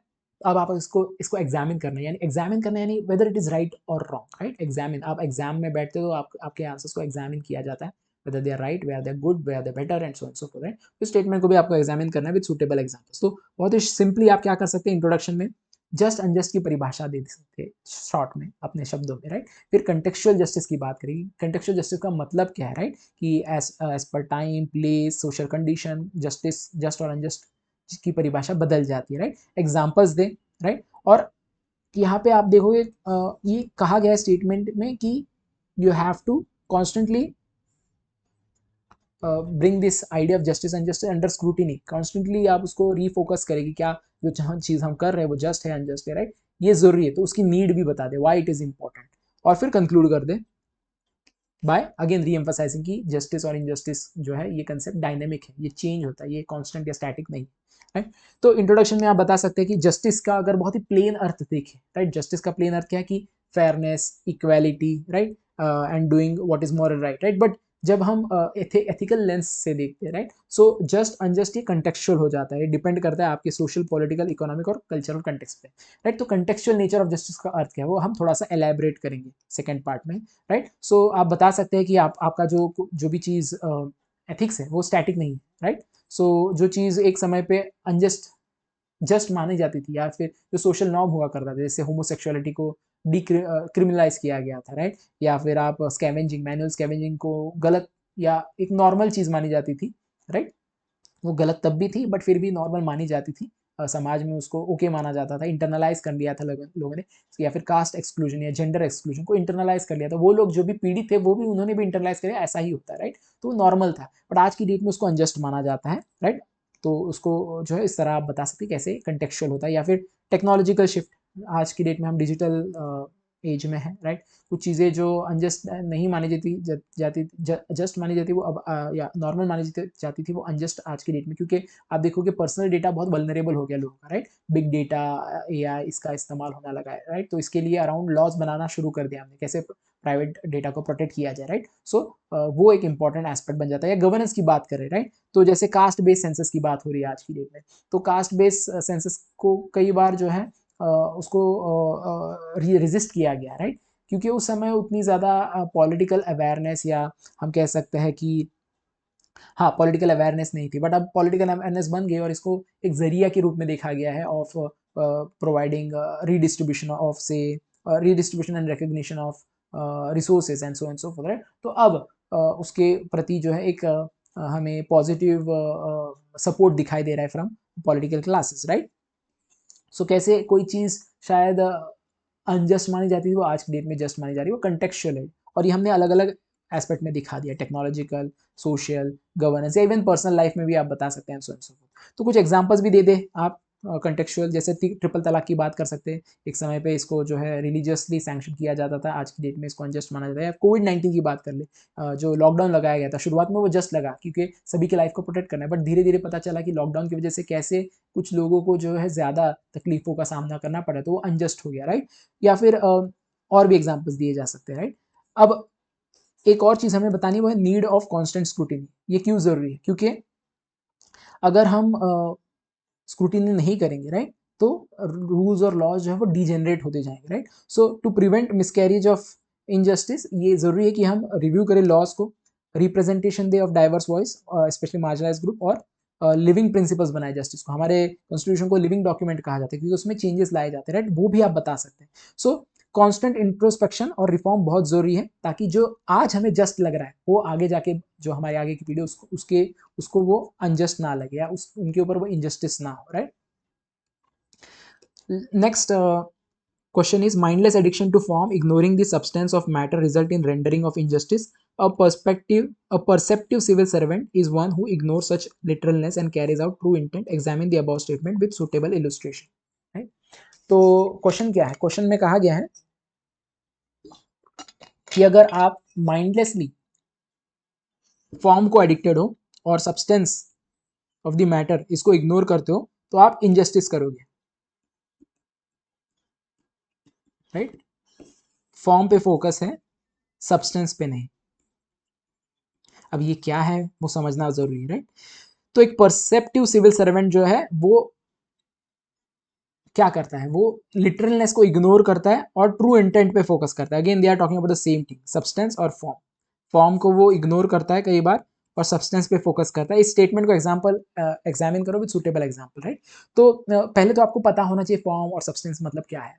मोटा मोटी आपने पढ़ा होगा spirit of the law and later of the law, right. तो उसी से रिलेटेड है कि एक होता है कि आपके जो रूल्स है, लॉज है, प्रोसीजर्स है, और दूसरा है आप वो उसका पर्पस क्या है, उन लॉज रूल्स है उसका इंटेंशन क्या है, क्या वो जस्टिस, फेयरनेस, अकाउंटेबिलिटी इसके लिए। तो वो जो जस्टिस, फेयरनेस, अकाउंटेबिलिटी सारा कुछ जो है सब्सटेंस बन जाता है, और जो सिर्फ लिटरल एस्पेक्ट है वो लॉ बन जाता है। तो एक परसेप्टिव, एक सेंसिटिव जो सिविल सर्वेंट है या ऑफिसर है वो इस डिस्टिंक्शन को समझ पाता है, और वो कई बार फॉर्म को जो है बेंड कर देता है to ensure the substance, right. तो ये स्टेटमेंट है, इसको आपको समझाना है, राइट। तो कैसे इसको अप्रोच करें? सबसे पहले फॉर्म और सब्सटेंस के डिफरेंस को बता दें कि थोड़ा कॉम्प्लिकेटेड जो भी चीज़ दी गई होती है, राइट, उसको एक्सप्लेन करना सिंपल शब्दों में वो ज़रूरी है। फॉर्म और सब्सटेंस को एक्सप्लेन कर दें, फिर आप बताएं कैसे, अगर आप, क्योंकि यहाँ पे बताया गया कि it would lead to injustice, right, ये कहा गया है इन दिस स्टेटमेंट। तो how it would lead to injustice वो भी बताएं, कि अगर आप सिर्फ फॉर्म पे फोकस करेंगे और सब्सटेंस पे नहीं। इसके बाद परसेप्टिव सिविल सर्वेंट की बात की गई है, राइट। वो स्पिरिट को पर फोकस करता है, इंटेंट पे फोकस करता है rather than just the letter of law, right. तो उसकी क्वालिटीज बताएं एंड रियल लाइफ एग्जांपल के साथ बताएं, और एंड करें, कंक्लूड करें with some ethical insight, right. तो सबसे पहले आप बताएंगे कि जो फॉर्म और सब्सटेंस का डिफरेंस है, राइट, वो बताना है आपको। तो एक एडमिनिस्ट्रेटिव एडमिनिस्ट्रेशन के पर्सपेक्टिव से देखें तो अगर आप सिर्फ प्रोसीजर को फॉलो कर रहे हैं मैकेनिकली, राइट, तो आप फॉर्म पे फोकस कर रहे हैं, राइट, और अगर आप पर्पस पे को इग्नोर कर रहे हैं, पर्पस ऑफ दैट प्रोसीजर और that law, then you are delivering injustice, right. तो फॉर्म क्या है? फॉर्म है rules, format, procedure, technicality. Substance क्या है? Justice, empathy, fairness, ethical purpose, right. So literalism कैसे इनजस्टिस को लीड करता है वो आप बताएं विद एग्जांपल। जैसे कि अगर कोई एक विडो है, उसको डिनाई कर दिया आपने कोई welfare scheme just because she does not have enough documentation, right? So it violates the substance. What is the substance? Social protection, right? या फिर आपने स्लम ड्वेलर्स को रिमूव कर दिया जगह से, right, without giving them alternative housing, right, it again violets the substance, that is dignity of individual, right. Form को आप इंश्योर कर रहे हैं, रूल्स और कोर्ट ऑर्डर्स को आप इंश्योर कर रहे हैं, बट सब्सटेंस को आप जो है इग्नोर कर रहे हैं। तो परसेप्टिव सिविल सर्वेंट कौन है? जो कि इस चीज को समझ पाता है। He looks at the issues from the light of और the perspective constitutional values like justice, equality, compassion. उसमें वो करेज होता है कि वो कई बार बेंड कर पाता है without being without without ensuring self interest, right. वो पब्लिक इंटरेस्ट में कई बार इन प्रोसीजर्स को बेंड कर देते हैं। जैसे आर्मस्ट्रांग पामे का उदाहरण दे सकते हैं। उन्होंने 100 किलोमीटर लंबी एक रोड बनाई using people's money, people's efforts, people's contribution, right. उन्होंने वो रुके नहीं for government to sanction money to build a road to Manipur, right, in far flung areas, right. तो उन्होंने काफी हद तक जो है इस चीज को दिखाया। ऐसे उदाहरण आपके पास होने चाहिए, राइट। तो अल्टीमेटली आप कह सकते हैं सिविल सर्वेंट जो है उसने हमेशा अपहोल्ड करना चाहिए सब्सटेंस ओवर फॉर्म। कहीं ना कहीं यहाँ पे स्पिरिट ऑफ लॉ की बात हो रही है, राइट। तो इस तरह आप इसे एंड कर सकते हैं। नेक्स्ट क्वेश्चन है the code of conduct and code of ethics are source of guidance in public administration. There is code of conduct already in operation whereas code of ethics is not yet put in place. Suggest a suitable model for code of ethics to maintain integrity, probity, transparency and governance. अब यहाँ पे statement दिया गया है कि code of conduct और code of ethics जो है ये गाइड करते हैं एडमिनिस्ट्रेशन को। हमारे पास कोड ऑफ कंडक्ट है बट कोड ऑफ एथिक्स नहीं है। आप कुछ कोड ऑफ एथिक्स का मॉडल सजेस्ट करें, राइट, जो कि इंटीग्रिटी, प्रोबिटी और ट्रांसपेरेंसी को मेंटेन करेगा। तो इंट्रोडक्शन में आप सबसे पहले कोड ऑफ एथिक्स और कोड ऑफ कंडक्ट को डिस्टिंग्विश कर दे, what do mean by code of ethics and code of conduct, right. इसके बाद में ये बताया कि हमको कोड ऑफ एथिक्स की क्यों जरूरत है, क्योंकि कहीं ना कहीं क्वेश्चन में बताया गया है कि कोड ऑफ एथिक्स नहीं है हमारे पास, राइट। देन आप जो है in the body itself you'll give a model for code of ethics and you will show how it is important for ensuring probity and all these aspects that is mentioned in the question: integrity, probity and transparency, and conclude by again re-emphasizing ethical governance, right? So code of ethics और code of conduct में क्या difference है? code of conduct में मोटा मोटी कुछ behaviors बताए जाते हैं, ये behaviors जो है acceptable, ये behaviors unacceptable, rest of acceptable unacceptable behaviors, what you can do, what you can do. code of ethics जो है वो जनरल फ्रेमवर्क होते हैं, एथिकल प्रिंसिपल्स होते हैं जो आपको गाइड करते हैं इनटू एक्शन, राइट। इंडिया में अगर आप देखें तो we have code of conducts like example all India civil service conduct rule, but we lack formal institutional code of ethics, right.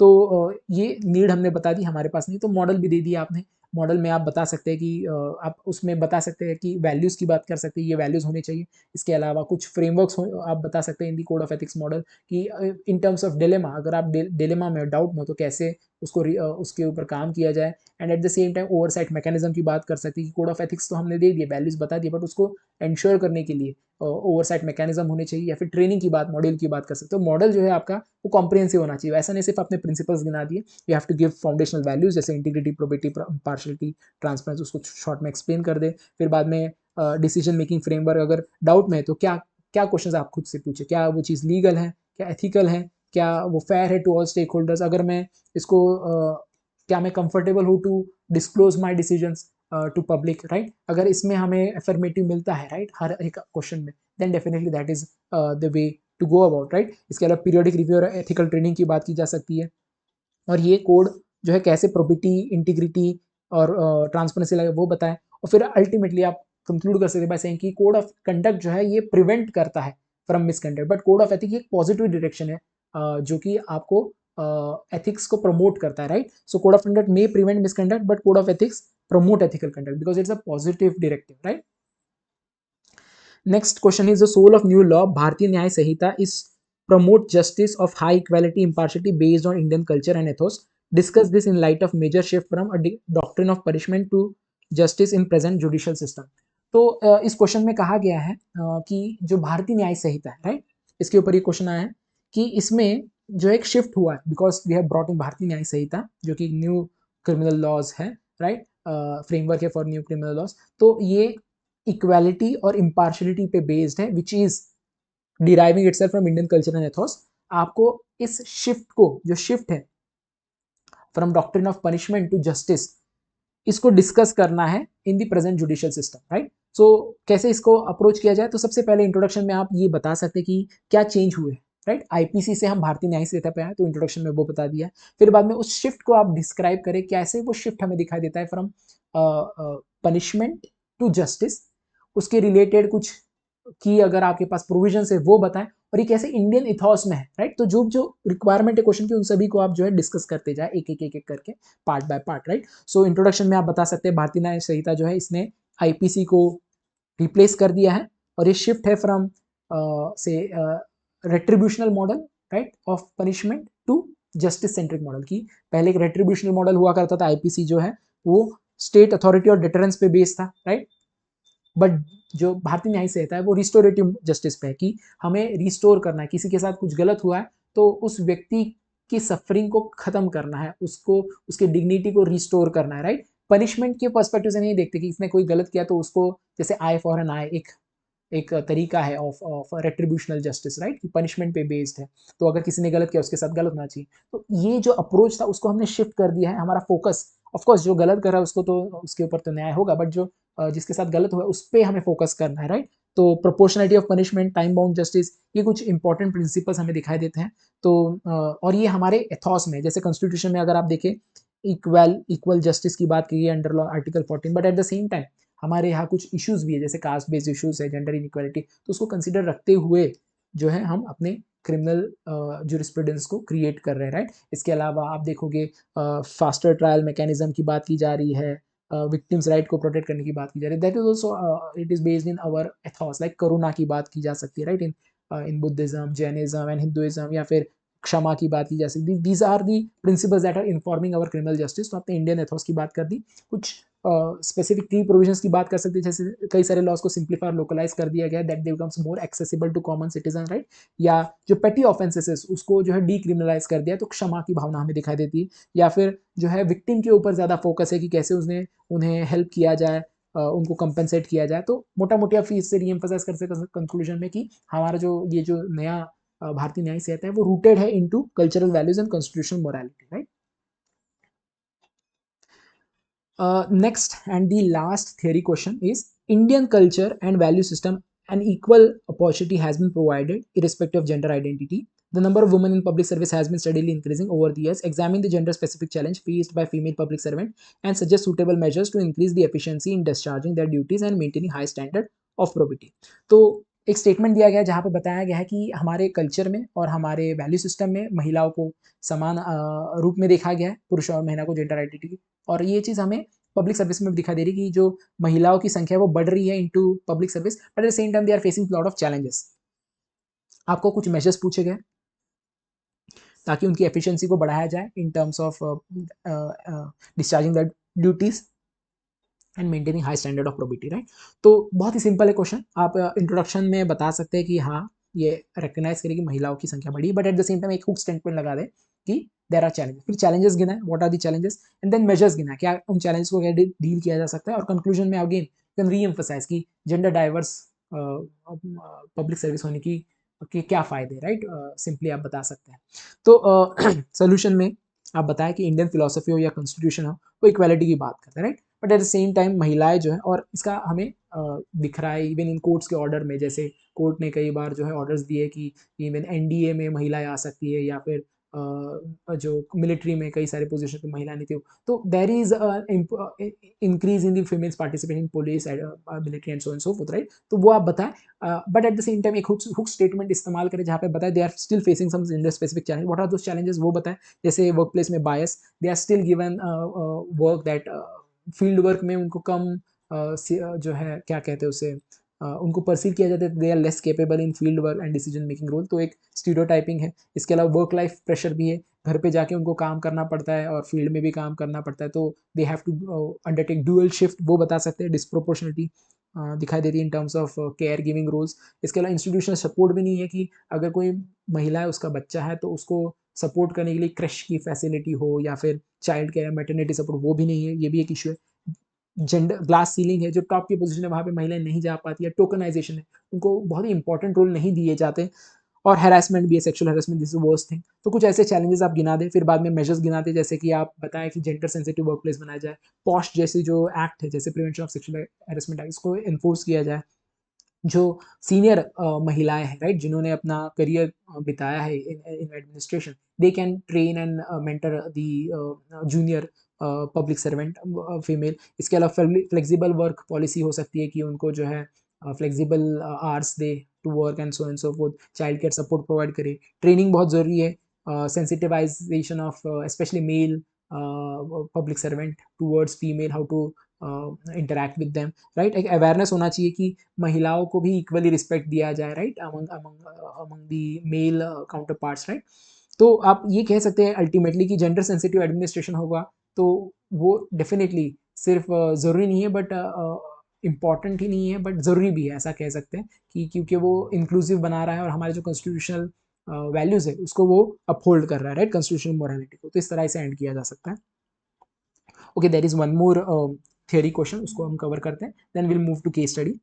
Mission Karmayogi is aiming for maintaining a high standard of conduct and behavior to ensure efficiency for serving citizens and in turns developing oneself. How will this scheme empower civil servant in enhancing productive efficiency and delivering service at grassroots level? कहा गया है mission कर्मयोगी का M क्या है कि high standard of conduct from the, अगर mission कर्मयोगी को apply करते हैं या उसको इम्प्लीमेंट करते हैं सही तरीके से, सो हमारा गोल है कि जो पब्लिक सर्वेंट है there conduct will improve, right, और उनकी एफिशिएंसी बढ़ेगी इन terms of delivering services, right. तो ये स्कीम जो है ये एम्पावर करती है सिविल सर्वेंट को, उनकी प्रोडक्टिव एफिशिएंसी को बढ़ाती है और डिलीवरी को भी बढ़ाती है ग्रास रूट लेवल, राइट। अब ये कैसे करती है वो पूछा गया, राइट। तो आप इसको सिंपली आप बता सकते हैं, स्टार्ट कर सकते हैं बाय इंट्रोड्यूसिंग मिशन कर्मयोगी है क्या, उसका गोल क्या है, राइट। तो ये कैसे एम्पावर करती है, राइट, प्रोफिशिएंसी को बढ़ाती है या कैपेबिलिटीज़ को बढ़ाती है ऑफ सिविल सर्वेंट, और फिर ये भी बताया इसी में कि कैसे ये जो है सर्विस डिलीवरी को इम्प्रूव करती है ग्रास रूट लेवल, और कंक्लूड करे by again emphasising significance of ethical governance, right. So mission Karmayogi जो है उसका जो दूसरा नाम है national programme for civil service capacity building. ये बेसिकली एक कैपेसिटी बिल्डिंग प्रोग्राम है। इसका गोल क्या है कि हमें सिविल सर्वेंट को ट्रांसफॉर्म करना into citizen centric future ready professional, as simple as that. Goal बता दिया, आगे मूव ऑन करेंगे। तो ये कैसे एम्पावर करती है वो बताएं। बेसिकली ये एथिकल बिहेवियर को प्रमोट करती है, जो हमारे वैल्यूज है जैसे इंटीग्रिटी, इम्पार्शियलिटी, एम्पैथी, राइट, इसको प्रमोट करती है, राइट। इसके अलावा कॉम्पिटेंसी बेस्ड ट्रेनिंग देती है, स्पेसिफिक कोर फंक्शनल और बिहेवियरल कॉम्पिटेंसी को वो टारगेट करती है। इसके अलावा इसका एक प्लेटफॉर्म भी है आई गॉट, राइट, जो कि क्यूरेटेड है कंटेंट, उसका कंटेंट, और अपने हिसाब से आप उसको जो है उसके थ्रू लर्निंग कर सकते हैं, राइट। इसके अलावा ये सिर्फ IAS IPS निश या फिर जो एलीट सर्विसेज के लिए नहीं है, लोअर लेवल के services group B group C के लिए भी है। तो लास्ट माइल सर्विस डिलीवरी को इम्प्रूव करती है, और परफॉर्मेंस इवेल्युएशन पे बेस्ड है ये, right, merit based, right, outcomes पे फोकस करती है, जैसे कि आपके एफिशिएंसी को आप एनहांस करने की बात करती है, डिलेज को रिड्यूस करने की बात करती है, राइट, और ग्रीवेंस रिड्रेसल मैकेनिज्म की बात करते हैं। तो ग्रास रूट लेवल पे ये सर्विस डिलीवर कर पाती है। कंक्लूजन में आप अगेन यू कैन री एम्फसाइज कि एक अच्छा स्टेप है towards making technically competent, ethically grounded and emotionally intelligent civil servant, as simple as that. Case study पे मूव करेंगे। तो मैं केस स्टडी आपको रीड आउट नहीं करूंगा, उसका जिस्ट बताऊंगा और डायरेक्टली हम सोल्यूशन पे आएंगे, अदरवाइज वीडियो बहुत लंबा चला जाएगा, but I will definitely walk through how to approach a particular case study, right. तो एक केस स्टडी है एक टेक्नोलॉजिकल कंपनी ABC, जो कि टेक्नोलॉजी में है, थर्ड वर्ल्ड कंट्री में है, आप उसके चीफ एग्जीक्यूटिव ऑफिसर और मैक्सिमम शेयर होल्डर भी हो, और ये बहुत इंप्रूव कर रैपिडली इंप्रूव कर रही है अपने टेक्नोलॉजी को, बट उसके एनवायरमेंटल इश्यूज हैं, क्योंकि ये आर्टिफिशियल इंटेलिजेंस को एम्प्लॉय करती है अपने या उसका उसका इस्तेमाल बहुत ज़्यादा हो रहा है in this particular technological company, that's why उसका कार्बन फुटप्रिंट बढ़ रहा है, राइट। जब आप AI की बात करें, राइट, एल्गोरिदम्स रन करने की बात करें, that needs to be data centres, and data centres are polluters, big polluters, it gets heat up lot, right. उसको कूल करने के लिए आपको जो है एनर्जी का इस्तेमाल करना पड़ता है, तो कार्बन फुटप्रिंट बहुत ज़्यादा है, इसका ग्रीन हाउस जो है वो 48% बढ़ गया है, राइट। और इसके अलावा ये भी बताया गया है कि देर आर कंसर्न्स, कई सारे टेक्नोलॉजिकल जायंट्स जो इसके ऊपर जो है क्लैम्प करने की कोशिश कर रहे हैं इस कंपनी को, क्योंकि ये बहुत ज़्यादा प्रोग्रेस कर रही है, टेक्नोलॉजिकल एडवांसमेंट कर रही है, बट इसका इम्पैक्ट एनवायरनमेंट पे बहुत ज़्यादा है, राइट। तो आप भी अपने एंड से as a company you are trying to reduce the emission, right. आपने कुछ गोल्स भी किया है, क्रिएट किया कि नेट जीरो एमिशन करना है बाय 2030, बट ये चुनौती बन रही है फॉर द डेवलपमेंट कि अगर आपको डेवलप करना है टेक्नोलॉजी को, ये दोनों साथ में चलेंगे, बट ऐसा नहीं है कि आप इस टेक्नोलॉजी को रोक दे, इस इंप्रूवमेंट को रोक दे, right. You have created some goals कि हमको एनर्जी को, एफिशिएंसी को बढ़ाना है या फिर कार्बन फुटप्रिंट को कम करना है, but you can not stop this, right. But बाकी के जो लोग हैं वो आपको रोकने की बात कर रहे हैं, राइट। तो कैसे अचीव करें, टेक्नोलॉजिकल एनहांसमेंट भी करना है, प्रॉफिटेबिलिटी भी करना है और सस्टेनेबिलिटी भी अचीव करना है, राइट। तो ये एक सिनेरियो बनाया है, राइट। इसके आगे ट्रेलिंग क्वेश्चन है। पहला ट्रेलिंग क्वेश्चन है कि आपका इमीडिएट रिस्पॉन्स क्या होगा टू द चैलेंज। आपके सामने जो चैलेंज है उसको कैसे आप रिस्पॉन्ड करेंगे, इमीडिएट रिस्पॉन्स क्या होगा। इसके बाद क्या क्या एथिकल इश्यूज इन्वॉल्व है वो पूछा गया है। इसके अलावा ये पूछा गया कि बाकी की कंपनीज आपको पेनलाइज करने की बात करें, राइट, टेक्नोलॉजी में, तो आप क्या काउंटर आर्ग्यूमेंट देंगे कि हाँ हमारी तरफ से हो रहा है, एमिशन हो रहा है, बढ़ रहा है, बट क्यों रोके, कैसे रोके, राइट, और क्यों नहीं रोकना चाहिए वो बताएं।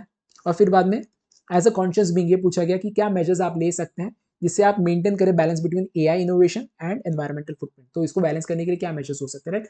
तो बहुत ही सिंपल होता है केस स्टडी। आप इंट्रोडक्शन में जो है केस स्टडी का जो सेंट्रल डिलेमा है, राइट, जो सेंट्रल मेजर प्रॉब्लम, उससे स्टार्ट करें ताकि एग्जामिनर को पता चल जाए कि आपको अंडरस्टैंडिंग है। देन एक एक करके जो है आप इन ट्रेलिंग क्वेश्चंस को सॉल्व करते जाए। जैसे यहाँ पे अगर आप देखें इंट्रोडक्शन में हमने कहा है, आप प्रीमाइस रख सकते हैं। जो केस स्टडी का प्रीमाइस है कि आर्टिफिशियल इंटेलिजेंस कंपनी है जो कि डेवलपमेंट कर रही है technology, but there are some ethical challenges, right. What are the ethical challenges कि एक तरफ है आपका जो है इनोवेशन और दूसरी तरफ है एनवायरमेंटल सस्टेनेबिलिटी। तो एक क्लासिक टेंशन है between economic growth and responsibility toward environment, right. क्योंकि टेक्नोलॉजिकल डेवलपमेंट किसके लिए हो रहा है, इकोनॉमिक ग्रोथ के लिए हो रहा है, राइट। तो ये क्लासिक एग्जाम्पल है। इससे आपने स्टार्ट कर दिया, जिस्ट या सेंट्रल प्रॉब्लम बता दिया। फिर आप इमीडिएट रिस्पॉन्स पे आए, यानी जो सेकंड ट्रेलिंग क्वेश्चन है, यहाँ पे आप बताया कि हाँ क्या रिस्पॉन्स हो सकता है। कि पहले तो एक्नॉलेज करें हाँ भाई हमसे हो रहा है, एनवायरमेंटल कंसर्न से, राइट, और हम ऑडिट भी कर रहे हैं, हम सस्टेनेबिलिटी टास्क फोर्स भी क्रिएट कर रहे हैं, हम चाहे तो कुछ नॉन एजेंशियल एआई एडवांसमेंट को रोक भी देंगे, नॉन एजेंशियल, राइट, सारे इसको नहीं, राइट, तो वो भी रोक देंगे, राइट, और कम्युनिकेट भी कर देंगे। फिर एथिकल इश्यूज पूछे गए तो आप बताया कि हाँ एनवायरमेंटल एथिक्स और नॉन मेलिफिशियन, राइट। नॉन मेलिफिशियन क्या होता है, basically you should not harm, तो ये वॉयलेट हो रहे प्रिंसिपल, राइट। जस्टिस और इंटरजेनरेशन इक्विटी, राइट। आप जब कार्बन फुटप्रिंट बढ़ा रहे हो तो उसका इम्पैक्ट आपको शायद नहीं होगा, आगे के जनरेशन को होगा। कन्फ्लिक्ट ऑफ इंटरेस्ट भी है कि मैं उस कंपनी का सीईओ भी हूँ और मैं उस कंपनी का मेजर स्टेक होल्डर भी हूँ, राइट, शेयर होल्डर। तो I would want to make it profit, right, but as a CEO I have responsibility कि आई हैव टू इंश्योर सभी स्टेक होल्डर्स के स्टेक्स को प्रोटेक्ट किया जाए, राइट। और कम्युनिटी भी एक इंपॉर्टेंट स्टेक होल्डर है, right. Ignoring environmental cost, this is also an ethical issue. तो आपने एथिकल इशूज गिना दिए, बहुत ज़्यादा डिस्कस नहीं करना है डिटेल में, बस हाईलाइट कर देना क्या एथिकल इशू, शॉर्ट में, एकदम शॉर्ट में एक्सप्लेन कर दे उसका क्या अर्थ बनता है, राइट। और फिर बाद में आपको पूछा गया है कि क्या डिफेंस आप देंगे to the regulators and technological giant. तो सबसे पहला डिफेंस आपका ये होगा, आर्गुमेंट ये होगा कि हम ट्रांजिशन में, कि हम चाहते हैं कि हम अपने कार्बन फुटप्रिंट को कम करें, हमने कुछ गोल्स भी सेट किए हैं, राइट। हमें अब पेनलाइज करोगे तो जो इवोल्यूशन है टूवर्ड्स ग्रीन इंफ्रास्ट्रक्चर वो आप रोक दोगे, राइट।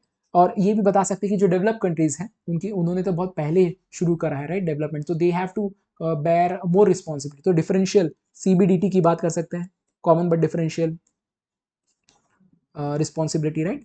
और लॉन्ग टर्म पर्सपेक्टिव की बात कर सकते हैं कि एआई को हम नहीं रोक सकते क्योंकि इसका पॉजिटिव बेनिफिट्स भी है, जैसे प्रिसिशन एग्रीकल्चर में, क्लाइमेट मॉडलिंग में, डिजास्टर रिस्पॉन्स में, तो आप इसे रोक नहीं सकते। तो आपने कुछ प्रिवेंटिव मेजर्स भी बताया, but at the same time benefitive measures भी बताया, राइट, उसके क्या बेनिफिट है।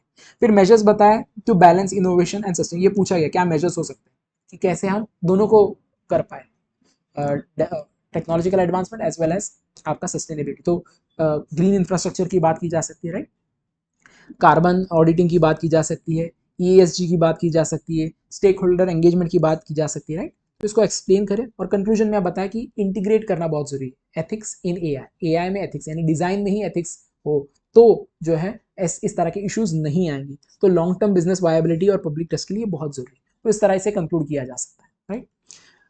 Next case study is related to basically terrorism. इस साल जो है 2025 में नक्सलिज्म पे आ सकते हैं। नक्सलिज्म पे लास्ट ईयर भी आया था, बट इस साल भी आने की चांसेस है, राइट। तो रमन नाम के एक आईपीएस ऑफिसर है जो डीजी है इस केस स्टडी में। So he's a DG, and what he's saying, there is a lot of unemployment in youth, and these youth are vulnerable to terrorist organization. Terrorist organization जो है, they are looking for this unemployed youth, and especially from a particular community. There is a new terrorist organization at the global level, and it is looking for new recruits, right? And it is using social media. अब बच्चे भी social media पे कई घंटे बैठते, 6-7 घंटे, right? सो इनको target किया जा रहा है, और ये भी कई बार जो है सिंपैथेटिक हुए जा रहे हैं towards these terrorist organisation, and they are using messagings being very critical towards government policies, right? Inflammatory comments वो पास कर रहे हैं ऑन सोशल मीडिया, राइट? तो आप as a person who is into law enforcement, आपको कुछ questions पूछे गए हैं यहाँ पे। क्या आपके पास क्या ऑप्शन है अवेलेबल इस सिचुएशन को डील करने के लिए? क्या मेजर्स लिए जा सकते हैं जिससे हम जो एग्जिस्टिंग सेटअप है उसको स्ट्रेंथन ना होने दें, यानी जो वल्नरेबल अनएम्प्लॉयड यूथ को टारगेट किया जा रहा है उसको रोक पाए, राइट? जो एटमॉस्फेयर खराब हो रहा है आपके स्टेट में उसको विशिएट होने से रोक पाए, और इस सिनेरियो में क्या एक्शन प्लान होगा that you would advise to ensure good intelligence gathering mechanism in police force? तो 3 क्वेश्चन पूछे गए। एक तो है कि ऑप्शंस क्या अवेलेबल हैं to deal with this situation, इसके बाद मेजर्स पूछे गए कि इसको कैसे रोका जाए, जो रिक्रूट किया जा रहा है या फिर टारगेट किया जा रहा है वल्नरेबल ग्रुप को, राइट? और वल्नरेबल ग्रुप जो है वो भी जो अनएम्प्लॉयड यूथ है वो भी इसमें सिंपैथेटिक हो रही है टुवर्ड्स दिस टेररिस्ट ऑर्गेनाइजेशन, और इंटेलिजेंस गैदरिंग के लिए रिलेटेड मेजर्स पूछे गए। तो इस क्वेश्चन को कैसे सॉल्व किया जाए? आप जैसे मैंने कहा इंट्रोडक्शन में, आप जो मेजर क्रिटिकल प्रॉब्लम है इस केस स्टडी का उसको आप इंट्रोड्यूस करें। आप प्रीमाइस रख सकते हैं कि आपका रोल क्या है, what you are dealing with, and what is the major ethical challenge. तो यहाँ पे एथिकल चैलेंज क्या है अगर हम देखें बहुत ही ससिंकली, तो ये पता चलता है कि एक तरफ है आपको लॉ एंड ऑर्डर को एनफोर्स करना है, but at the same time आपको जो है हार्मनी भी मेंटेन करनी है, सिविल लिबर्टीज भी मेंटेन करनी है, राइट? तो ये बड़ा चैलेंज है,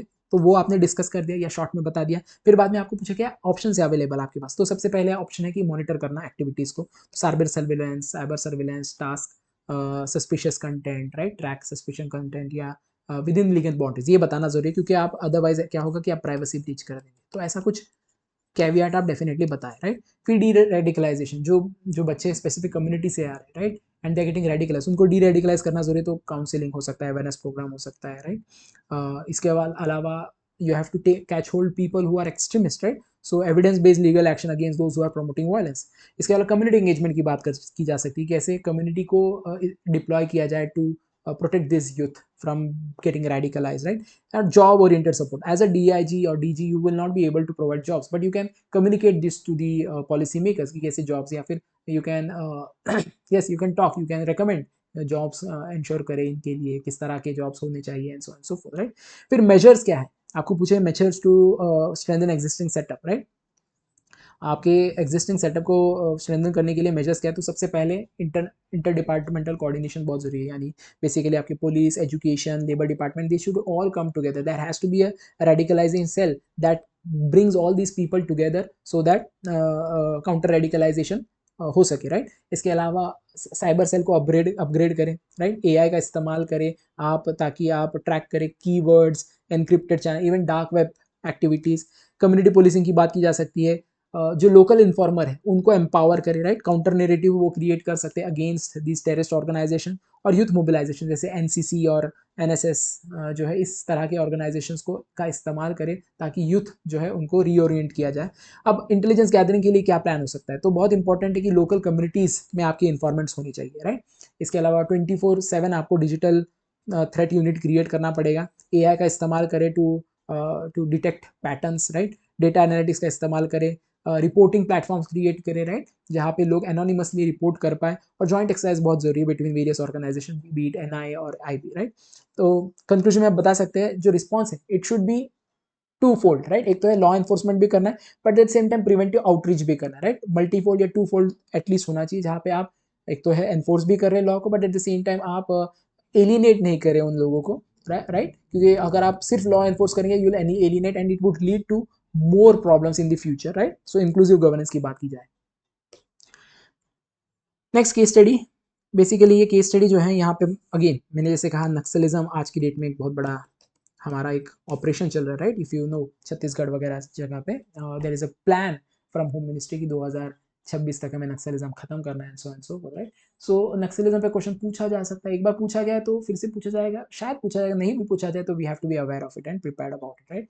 सो ये क्वेश्चन जो है इसमें बताया गया कि जो सेंट्रल और स्टेट गवर्नमेंट है उन्होंने कई सालों से नक्सल प्रॉब्लम को या नक्सलिज्म को रूट आउट करने के लिए कई सारे मेजर्स लिए हैं, राइट। दोनों तरह के मेजर्स, राइट, लॉ एनफोर्समेंट भी और एट द सेम टाइम जो है इंक्लूसिव या फिर helping these people, tribal people to get employment or some development, दोनों तरह के मेजर्स लिए गए, राइट। बट कुछ ऐसे पॉकेट्स है हमारे स्टेट्स के जहाँ पे आज भी नक्सल्स है और they are supported by foreign countries, ये सब भी बताया गया। आपका नाम रोहित है, आप एक एसपी हो, लास्ट 1 साल से आप जो है नक्सलिज्म प्रॉब्लम को डील कर रहे हो, right. You have taken lot of efforts as a team, आपकी डिस्ट्रिक्ट एडमिनिस्ट्रेशन डेवलपमेंटल वर्क किया है, right. But and you have able to win hearts and minds of some of the tribal people and so on and so forth. But over a period of time आपने जो है intelligence network भी create कर लिया अच्छे से, cadre भी create कर ली है, and you are searching naxalites and trying to nab them and so and so forth, right. तो आपको एक आइडिया आ जाती है, आपको एक टिप लग जाती है कि 10 हार्डकोर नक्सलाइट्स किसी पर्टिकुलर गांव में है और वो आर्म्ड है। तो आप सर्च ऑपरेशन करते हो और उनको पकड़ भी लेते हो और पकड़ के उनके पास जो है मशीन गन्स भी होते हैं, उनको पकड़ लेते हो आप successfully. But at the same time आप एक ऐसी जगह पे हो जहाँ पे आप you are surrounded by tribal people. There are women who are protesting, who not want you to, who want you to leave these hardcore Naxalites, who are hardened criminal, जिनके ऊपर 10-10 लाख के जो है ये भी है, क्या कहते हैं उसे, बाउंटी भी है, and at the same time they have even killed some armed force people, and these women, around 500 women, they are coming towards you, they are angry, they are agitating, and they are saying release them. Why? Because they see them as their masihas and so forth, right? तो ऐसे situation में आपके पास बहुत कम चारा है, because आप communicate भी नहीं कर पा रहे हो, आपके पास जो भी अप्लायंसेस है या फिर जो भी walkie talkie whatever it is, it's not working and you are not able to communicate with your superior. ऐसे में आप क्या करोगे? ऐसा एक सिनेरियो बनाया गया। कुछ ट्रेलिंग क्वेश्चन है। पहला क्वेश्चन है कि what option Rohit has to cope with the situation, ऐसे सिचुएशन में क्या किया जा सकता है, क्या एथिकल डिलेमास फेस कर रहा है वो, राइट। कौन सा ऑप्शन आपको लगता है कि मोस्ट अप्रोप्रिएट है रोहित के लिए और उसने अडॉप्ट करना चाहिए और क्यों करना चाहिए, जस्टिफिकेशन। प्रेजेंट सिचुएशन में जब भी ऐसा कोई इशू आता है जहाँ पे महिलाएं हैं, राइट, एंड आपको उनके साथ डील करना है, क्या प्रिकॉशनरी मेजर्स है जो आपको इंश्योर करने पड़ेंगे when dealing with women, right, police, with when it comes to women protester. तो ये कुछ क्वेश्चंस हैं, राइट। अब अप्रोच कैसा हो, as as simple as that. आप इंट्रोडक्शन में जो है प्रीमाइस रखें केस स्टडी का और कोर प्रॉब्लम बताइए, या फिर इवन करंट अफेयर से जोड़ के देखिए आज की डेट में जो हो रहा है, right, in Chhattisgarh and so for.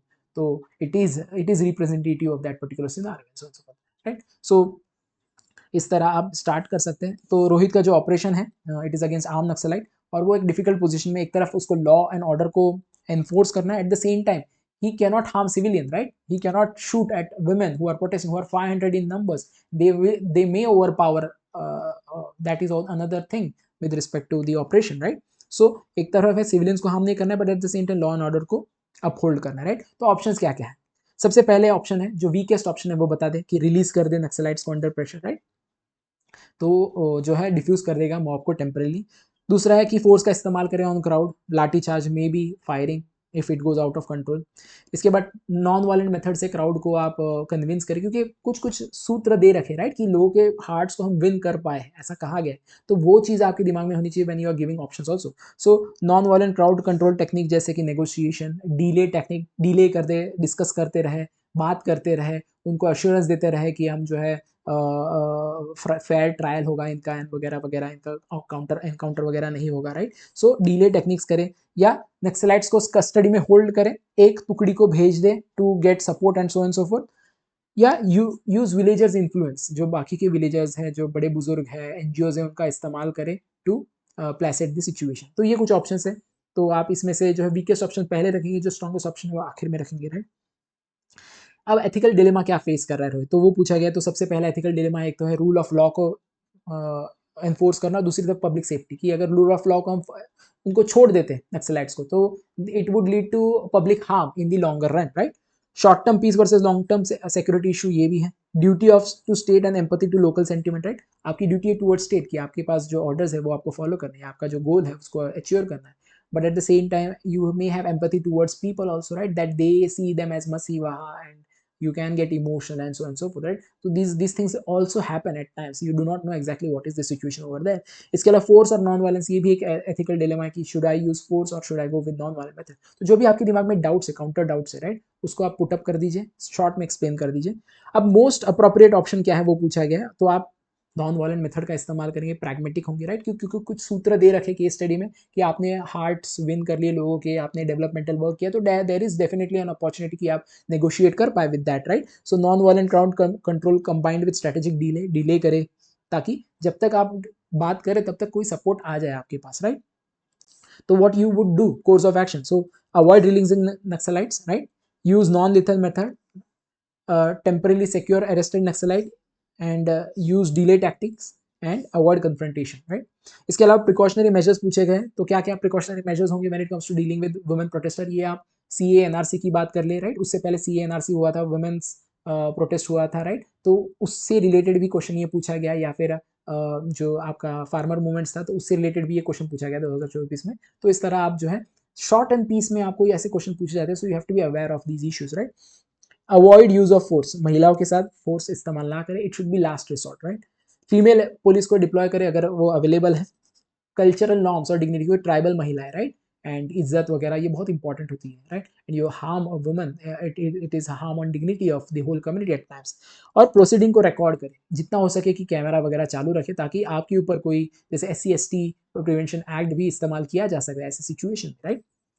तो प्रिवेंशन प्रोसीडिंग को रिकॉर्ड किया जाए। तो अल्टीमेटली कंक्लूजन में यू हैव टू एंश्योर कि आप नेशनल सिक्योरिटी को सबसे ऊपर रखें, but at the same time लोगों की लाइफ को कम से कम एंडेंजर करें। कई बार आपको फोर्स का इस्तेमाल करना पड़ता है, that would be always last resort, but and not endangering life should be your goal. Next case study है, बेसिकली एक शॉर्ट केस स्टडी है, इसके आगे की दो तीन केस स्टडी वो शॉर्ट है। केस स्टडी में बताया गया कि स्नेहा जो है एक सीनियर मैनेजर है जो कि एक रेप्यूटेड हॉस्पिटल में काम कर रही है। अब ये हॉस्पिटल जो है एक सेंटर क्रिएट कर रहा है, वर्ल्ड क्लास सेंटर, जिसके लिए मॉडर्न इक्विपमेंट्स की ज़रूरत है। अब मॉडर्न इक्विपमेंट्स को ज़रूरत है तो कई सारे लोग आएंगे, सप्लायर्स, वो टेंडर वगैरह प्रोसेस होगा और उसमें से बेस्ट को चूज़ किया। बट जो प्राइवेट ऑर्गेनाइजेशन है तो ज़रूरी नहीं कि जिसकी कोटेशन सबसे कम हो, राइट, जिसकी कॉस्ट सबसे कम हो टेंडर में उसी को दिया जाए, आप हाई कॉस्ट को भी दे सकते हैं। बट यहाँ पे बताया गया स्नेहा का एक भाई है जो भी एक सप्लायर है ऑफ इक्विपमेंट्स, और वो जो है he wants to get this particular deal, right, and Sneha जो है उसकी बहन है, और उसका जो भाई है उसकी जो कंपनी है, जो सप्लायर की कंपनी है मेडिकल इक्विपमेंट्स, वो सही काम नहीं कर रही है, वो लॉस में, और ये अगर उसको मिल जाता है टेंडर तो it will be beneficial for him, right. अब जो हॉस्पिटल उसका ट्रस्ट है पूरा स्नेहा पे, राइट, और स्नेहा उस कमेटी को हेड कर रही है जहाँ पे जो डिसाइड करेगा कि इसको टेंडर मिलेगा, राइट। तो ऐसे में आपको क्वेश्चन पूछा गया है कि what should Sneha course of action be, what would be how would she justify what she chooses to do in this case, medical ethics compromise with vested personal interest, how, right। तो पहला तो पूछा गया कि उसका कोर्स ऑफ एक्शन होगा, और जो भी वो चूज करेगी एक्शन उसको जस्टिफाई करने को कहा गया है, और मेडिकल एथिक्स कैसे कॉम्प्रोमाइज होता है ऐसे सिचुएशन में when personal interest is involved, right. So आप इंट्रोडक्शन में आप again you can talk about, give the short premise of the case study, and then you can talk about the major problem of the case study. वो क्या है कि एक तरफ है private interest, at the same time second is larger interest of the public, right, क्योंकि medical aspect से जुड़ा हुआ है, तो लोगों की लाइफ इस पे डिपेंडेंट है। तो फेयरनेस और इंटीग्रिटी पे ये केस स्टडी बेस्ड है, इसको भी आप अंडरलाइन करके बता सकते हो, बहुत ज़्यादा डिटेल में जाने की जरूरत नहीं। स्टेक होल्डर्स बता दें, क्योंकि ट्रेलिंग क्वेश्चन का मैं 2-3 ही ट्रेलिंग क्वेश्चन है, बहुत ज़्यादा नहीं है, तो आप स्टेक होल्डर्स बता दें, राइट। जहाँ पे ट्रेलिंग क्वेश्चन बहुत ज़्यादा 4-5 है वहाँ पे स्टेक होल्डर्स आप स्किप कर सकते हैं।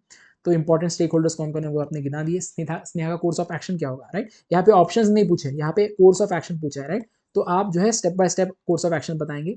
जब भी कंफ्लिक्ट ऑफ इंटरेस्ट का सिचुएशन होता है, जहाँ पे दो इंटरेस्ट कंफ्लिक्ट हो रहे हैं, प्राइवेट इंटरेस्ट और प्रोफेशनल इंटरेस्ट, तो आप हमने डिस्कस किया है हमारे लेक्चर्स में कि 3 ऑप्शंस होते हैं आपके पास, होता है कि आप अवॉइड करें उसको, रेक्यूज करें, खुद को हटा ले उस पोजीशन से ऑफ मेकिंग डिसीजन, या फिर डिस्क्लोज करें कि आपके जो भी कंफ्लिक्ट ऑफ इंटरेस्ट है वो सामने ले। तो वही चीज़ यहाँ पे बताएंगे कि रेक्यूज उस कमेटी से खुद को हटा ले, कोई और डिसाइड करे उस कमेटी को कि क्या डिसीजन लेना चाहिए, राइट।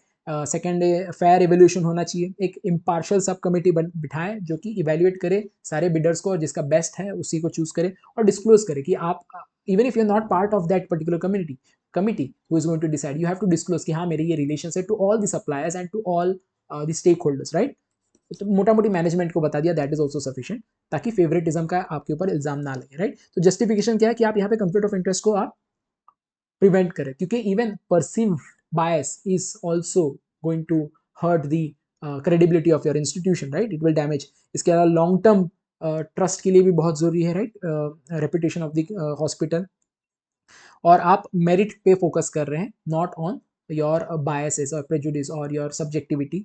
और आप लीड भी कर रहे हैं by example, because you are leader, right, you are heading that particular centre of और that committee, you have to lead by example. अब मेडिकल एथिक्स कैसे कॉम्प्रोमाइज हो जाता है when personal interest comes into picture, right. तो अगर सब standard equipment होंगे तो ये अफेक्ट करेगा पेशेंट के सेफ्टी को। तो अगर हम मेडिकल एथिक्स की बात करें तो वहाँ पे नॉन मेलिफिशियन, बेनिफिशियन, इस तरह के प्रिंसिपल्स है उसको वो हर्ट करता है, राइट। बेनिफिशियन इस प्रिंसिपल को, that you have to cure, you have to ensure welfare and wellbeing of your patient, इस प्रिंसिपल को वायलेट करता है, राइट। फेवरेटिज्म एक प्रेसिडेंट सेट कर सकता है और ये जो नॉन मेलिफिशियन जो प्रिंसिपल है उसको भी ये वीकन करता है। Non maleficence, you should not harm, तो इस प्रिंसिपल को भी ये वीकन करता है। तो उन प्रिंसिपल्स का नाम ले, उसको अंडरलाइन करिए, don't have to describe it in detail, passing reference की तरह भी आप बता सकते हैं, राइट। सो कंक्लूजन में आप बता सकते हैं कि जो सेक्टर हेल्थ केयर सेक्टर ये पूरा ट्रस्ट पे डिपेंडेंट है, राइट, और यहाँ पे फेवरेटिज्म की कोई गुंजाइश नहीं है, इस तरह भी आप इसे कंक्लूड कर सकते हैं, right. So next and I hope last case study, oh no, there are two case study, right? So इस case study को solve करते हैं, second last case study. Okay, यहाँ पे बताया गया है कि समर हीट बहुत ज़्यादा है, राइट। आप एक डिस्ट्रिक्ट कलेक्टर हो और आपके डिस्ट्रिक्ट में पानी का इस्तेमाल फार्मर्स भी कर रहे हैं, इंडस्ट्रियलिस्ट भी कर रहे हैं, राइट। बट क्योंकि पानी बहुत कम है, बहुत ज़्यादा ड्रॉट है, तो आप कंजर्व कर रहे हैं सारे वाटर रिसोर्सेज को, राइट। तो यहाँ पे बताया गया कि आप उन उन लोगों को डिटेक्ट कर रहे हो जो कि डीप बोरवेल करते हैं, फार्मर्स स्पेशली, और पानी निकालते हैं, राइट। तो बट फार्मर्स गुस्सा हो गए, क्यों? क्योंकि आप उनको पानी नहीं निकालने दे रहे। और इंडस्ट्रियलिस्ट जो है, they what the farmer are saying is कि इंडस्ट्रियलिस्ट जो है वो तो पानी इस्तेमाल कर रहे हैं बहुत धड़ल्ले से, आप हम पे ही क्यों जबरदस्ती कर रहे हो। और वो कहते हैं हम प्रोटेस्ट करेंगे and so and so for, right. तो कलेक्टर जो है ऐसे क्राइसिस में क्या करे, राइट, उसके पास क्या ऑप्शंस अवेलेबल हैं एज अ डिस्ट्रिक्ट मजिस्ट्रेट, क्या एक्शंस लिए जाने चाहिए जो कि compatible interest, right, mutually compatible interest को सीक करे ऑफ ऑल स्टेक होल्डर्स, वो हो सकते हैं आम नागरिक, farmers, even even industrialist, right. और लास्ट है what are the potential administrative and ethical dilemmas, क्या डिलेमास डिस्ट्रिक्ट कलेक्टर फेस करे। तो ये 3 क्वेश्चन है, राइट। तो इंट्रोडक्शन में आप बता सकते हैं कि एज अ डिस्ट्रिक्ट कलेक्टर जो प्रीमाइस है वो बताएं कि क्या इश्यू है और ये क्या एथिकल चैलेंज पोज कर रहा है, राइट। सो एक तरफ है कंजर्वेशन करना है जिसके लिए लॉ और रूल्स को अप्लाई करना है। At the next versus this goes again, और the other thing that is there is equitable justice, right. Justice जो है वो इक्वल होना चाहिए सभी के लिए, वो फार्मर हो या फिर वो इंडस्ट्रियलिस्ट हो। तो ये एक हमें इशू दिखाई दे रहा है, राइट। क्योंकि अगर आपने इंडस्ट्रीज को पानी नहीं दिया तो अनएम्प्लॉयमेंट हो जाएगा and so for, right. So stakeholders कौन कौन है वो बता दिया आपने शॉर्ट में।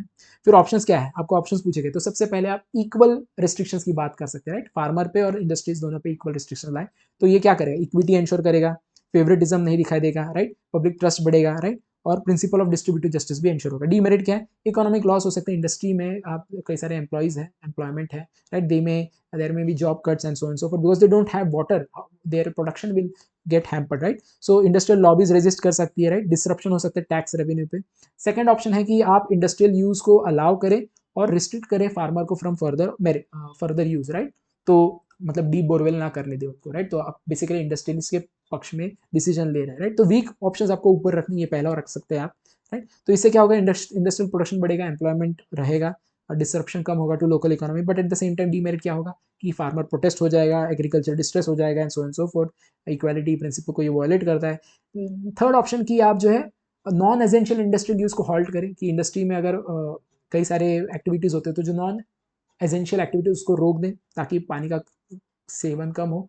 और इवन फार्मिंग में भी जो क्रिटिकल फार्मिंग है, राइट, जो फार्मिंग जो जो आपके चावल है या फिर जो पल्सेस है, जो एसेंशियल कमोडिटी, उसकी फार्मिंग के लिए ही पानी का इस्तेमाल हो, राइट। तो ये प्रायोरिटाइज करेगा food security, right. Eight the same time D escalate कर सकता है फार्मर इंटरेस्ट। डीमेरिट क्या है इसका, कि ये शायद नॉन एसेंशियल क्या है वो डिसाइड करना बहुत दिक्कत वाला काम है, राइट। और वहाँ पे ही इन फाइट हो जाएंगे between farmers and it would lead to chaos and so forth. Last option is which will be the most important option, और the option that you will choose is कि आप independent water allocation committee establish करें, जो कि decide करेगी time bound rational use of water, right. तो ये shared response, independent यानी इसमें फार्मर्स भी होंगे इस कमेटी में, इसमें इंडस्ट्रियलिस्ट भी होंगे, राइट। तो इंक्लूसिव और कंसल्टेटिव होगा और सभी सेक्टर्स को रैशनली अंडर सुपरविजन उसको पानी दिया जाएगा, राइट। टेंशन रिड्यूस होगा, ट्रांसपेरेंसी होगी। डीमेरिट क्या है, डिसीजन मेकिंग प्रोसेस स्लो हो सकता है, राइट। और it requires lot of consultation and deliberation, right. So appropriate option तो फोर्थ ही है, जो कि कंसल्टेटिव है, इंक्लूसिव एंड सो फोर्थ है, राइट। और ये गांधीयन एथिक्स को भी आगे ले जाते हैं, ट्रस्टीशिप की, हम पानी के ट्रस्टी है। इवन रॉलिजियन जो फेयरनेस का मॉडल है उसको भी ये प्रमोट करता है। तो एडमिनिस्ट्रेटिव एथिकल डिलेमास क्या क्या है वो भी पूछा गया है। तो सबसे पहला है equity versus economic utility, right. एक तो इक्वालिटी इंश्योर करना, दूसरी तरफ इकोनॉमिक यूटिलिटी, जो इंडस्ट्रीज उससे शायद आपको ज्यादा रेवेन्यू मिल रहा है, राइट। तो इसमें से आपको चूज करना है। Rule enforcement versus perception of bias, rule enforce करना है बट वो अनबायस तरीके से हो, ये एक चैलेंज है। इसके अलावा accountability versus political pressure, right, ये भी एक चैलेंज है। तो जो भी डिलेमास है वो आप बता दें इन दिस फैशन, दो पर्टिकुलर ऑप्शंस जो कि कंपीटिटिंग है अगेंस्ट ईच अदर, एंड उसमें से आपको चूज करना है। कंक्लूजन में आप बता सकते हैं कि आपको पार्टिसिपेटरी और वेल कम्युनिकेटेड स्ट्रैटेजी का इस्तेमाल करना है और करंट क्राइसिस को इस तरह रिजोल्व करना है कि जिससे आगे जाके क्राइसिस ना पड़े, राइट। लास्ट केस स्टडी है, इसके साथ एंड करेंगे। Again this case study is related to medical ethics, right. तो यहाँ पे बताया गया कि एक साइंटिस्ट है डॉक्टर श्रीनिवासन, जो कि लीड कर रहे एक ड्रग फॉर्मेशन को, यानी एक ड्रग है जिसकी ज़रूरत है, क्योंकि एक कोरोना वायरस जैसा वायरस फैला हुआ है और उसको उससे निजात पाने के लिए एक ड्रग क्रिएट किया जा रहा है। It has to go to trial processes, but trial process में बहुत ज़्यादा टाइम लग जाएगा और कई सारे जो है साइंटिस्ट काम कर रहे हैं। सो कम्पिटिटिव एडवांटेज भी हमें मिल जाएगा अगर हम इसको फासन करें, एक्सपेडाइट करें इस ट्रायल प्रोसेसेस को। तो क्या करना पड़ेगा, तो कुछ लोगों ने सजेस्ट किया इस डॉक्टर को कि आप जो है डेटा को चेंज करें, फर्ज करें, या फिर जो कंपाउंड हम इस्तेमाल करते हैं इन क्रिएशन ऑफ ड्रग, वो दूसरे का कंपाउंड इस्तेमाल कर ले जो पहले से एग्जिस्टिंग है, राइट। तो मोटा मोटी कुछ झोल, कुछ जो है कुछ अनएथिकल मीन्स का इस्तेमाल करें जिससे हम ट्रायल को फासन करें और ड्रग को समाज में या फिर सोसाइटी में जल्दी लाए, ताकि हम फर्स्ट मोर एडवांटेज भी ले पाए, राइट, और लोगों को निजात भी दे पाए फ्रॉम दी इशू, राइट। इस ऐसे सिचुएशन में आपको पूछा गया what would you do in such situation. आपको ऑप्शंस पूछे गए और उसके कॉन्सिक्वेंस पूछे गए, और डेटा एथिक्स और ड्रग एथिक्स का क्या क्यों इंपॉर्टेंट है फॉर ह्यूमैनिटी, ये भी पूछा गया। तो 3 ट्रेलिंग क्वेश्चन है।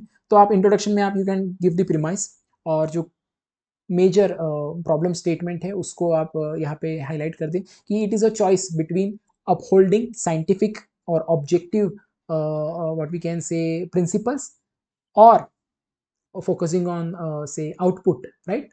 सो प्रोसेस और आउटपुट में से एक आपको चूज करना है किस पे आप फोकस करेंगे, या फिर प्रॉफिट और प्रॉफिट, एक तरफ प्रॉफिट है और दूसरी तरफ आपका आपका जो है ह्यूमन लाइफ है, राइट। इसमें से आपको चूज करना है। तो वो मोटा मोटी जो भी आपका जो प्रॉब्लम स्टेटमेंट है उसको आप बताएं, राइट। सो यहाँ पे you have to choose between upholding scientific ethics and yielding to commercial and societal pressure for faster result, right. इसके बाद स्टेक होल्डर्स बताए, जो जो इंपॉर्टेंट स्टेक होल्डर्स है। फिर ऑप्शंस बताए क्या क्या ऑप्शन है आपके पास। तो पहला ऑप्शन है कि एक्सेप्ट कर ले जो भी रिकमेंडेशंस दिए गए हैं, राइट, कि आप फच करिए data and so for unethical practice. इसका मेरिट क्या है कि रैपिडली अप्रूव कर पाएंगे आप अपने ट्रायल को, कंपनी भी गेन कर पाएगी ज़्यादा पैसे, फर्स्ट मोर एडवांटेज मिल जाएगा, राइट। लोगों तक भी ड्रग्स बहुत जल्दी आ जाएगा। डीमेरिट क्या है, ये वॉयलेट करता है साइंटिफिक और रिसर्च एथिक्स को, लोगों की हेल्थ को ही एंडेंजर करता है, क्योंकि अगर आपने जो प्रोटोकॉल है वो फॉलो नहीं किया तो जो ड्रग है उसकी एफिकेसी शायद खराब होगी या फिर उसके नेगेटिव इफेक्ट्स हो सकते हैं, राइट। सो परमानेंट डैमेज हो सकता है आपकी क्रेडिबिलिटी को, right. Global trust and pharmaceutical research ये भी अंडरमाइन हो सकता है। सेकेंड है रिजेक्ट कर दे आउटराइट अनएथिकल प्रैक्टिसेस को और फॉलो करे प्रोटोकॉल को। तो मेरिट क्या है, साइंटिफिक इंटीग्रिटी इंश्योर होगी, पब्लिक सेफ्टी इंश्योर होगी, लॉन्ग टर्म क्रेडिबिलिटी इंश्योर होगी, कंप्लायंस टू लॉ होगा। बट डीमेरिट क्या है कि it would delay, right, drug delivery it will delay और आपको शायद इकोनॉमिक लॉसेस भी फेस करने पड़े। थर्ड ऑप्शन क्या है कि विसल ब्लोअर, अगर आप इसको कंप्लेन करें पहले तो है कि ऐसा आपको कहा गया, रिकमेंड किया गया है इंटरनल रिड्रेसल मैकेनिज्म के अंदर, और अगर नहीं होता देन विसल ब्लो, आप उसके बारे में जो है सामने आए समाज के या सोसाइटी के या रिस्पेक्टिव अथॉरिटीज के, राइट। मेरिट क्या है कि एक्सपोज करेगा अनएथिकल प्रैक्टिसेस और प्रिवेंट करेगा लार्ज स्केल हार्म। डीमेरिट क्या है, आपके करियर को रिस्क हो सकता है, राइट। तो इसमें से आप क्या चूज करेंगे, आप चूज करेंगे second, reject, right. If this does not work and they still continue then be last option, इस तरह भी आप ऑप्शन चूज कर सकते हैं, not a problem, right. So I would reject unethical, मैं रिपोर्ट करूंगा concern to senior management, advocate करूंगा additional funding and time, right, ensure करूंगा strict adherence to protocol, right. अगर रेजिस्टेंस आता है देन विसल ब्लोअर। सो आप यहाँ पे जस्टिफिकेशन दे सकते हैं कि हेल्थ केयर फील्ड में जहाँ पे लाइफ स्टेक पे है लोगों की, तो यहाँ पे आज की डेट में आप जो है शॉर्टकट लेंगे, उससे ट्रेजेडीज क्रिएट हो सकते हैं in the future, right. So in field that deals with human life, shortcut today may become tragedy tomorrow.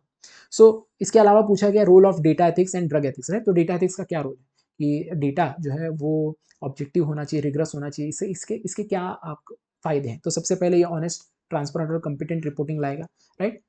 False hope नहीं देगा लोगों में, मिसडायग्नोज नहीं करेगा, ट्रस्ट बिल्ड करेगा इन साइंस। आज भी देखो यूएस में और कई सारे कंट्रीज में आज भी कोरोना वायरस को अफवाह माना जाता है, राइट, कि ड्रग्स जो है वो गलत थे, उससे लोगों की जाने गई। तो ये कहीं ना कहीं मेडिकल साइंस के प्रति एक डिस्ट्रस्ट दिखा देता है। उसके पीछे कारण क्या है, क्योंकि कुछ कुछ ऐसे प्रैक्टिसेस किए गए हैं सोसाइटी में बाय मेडिकल प्रोफेशनल्स जो कि अनएथिकल थे, राइट। तो डेटा एथिक्स बहुत इंपॉर्टेंट है, ड्रग एथिक्स भी बहुत इंपॉर्टेंट है। कि ड्रग एथिक्स में क्या आता है कि इन्फॉर्म्ड कंसेंट होना चाहिए, जिसके जो आपके ट्रायल में लोग हैं, they have to be consulted, they have to be given full information about how the trial are going to be, right. Patient autonomy, patient should know what sort of drug is given to them, non maleficence यानी आपसे किसी को harm ना हो, biopiracy prevent करे, respect करे intellectual property, right, equitable access हो, ethical commercialisation हो, right, of drugs and so forth, right. So जब आप ड्रग एथिक्स और डेटा एथिक्स को अपहोल्ड करते हैं, राइट, तब आप ह्यूमन लाइफ्स को सिर्फ प्रोटेक्ट नहीं करते बट आप अपने पूरे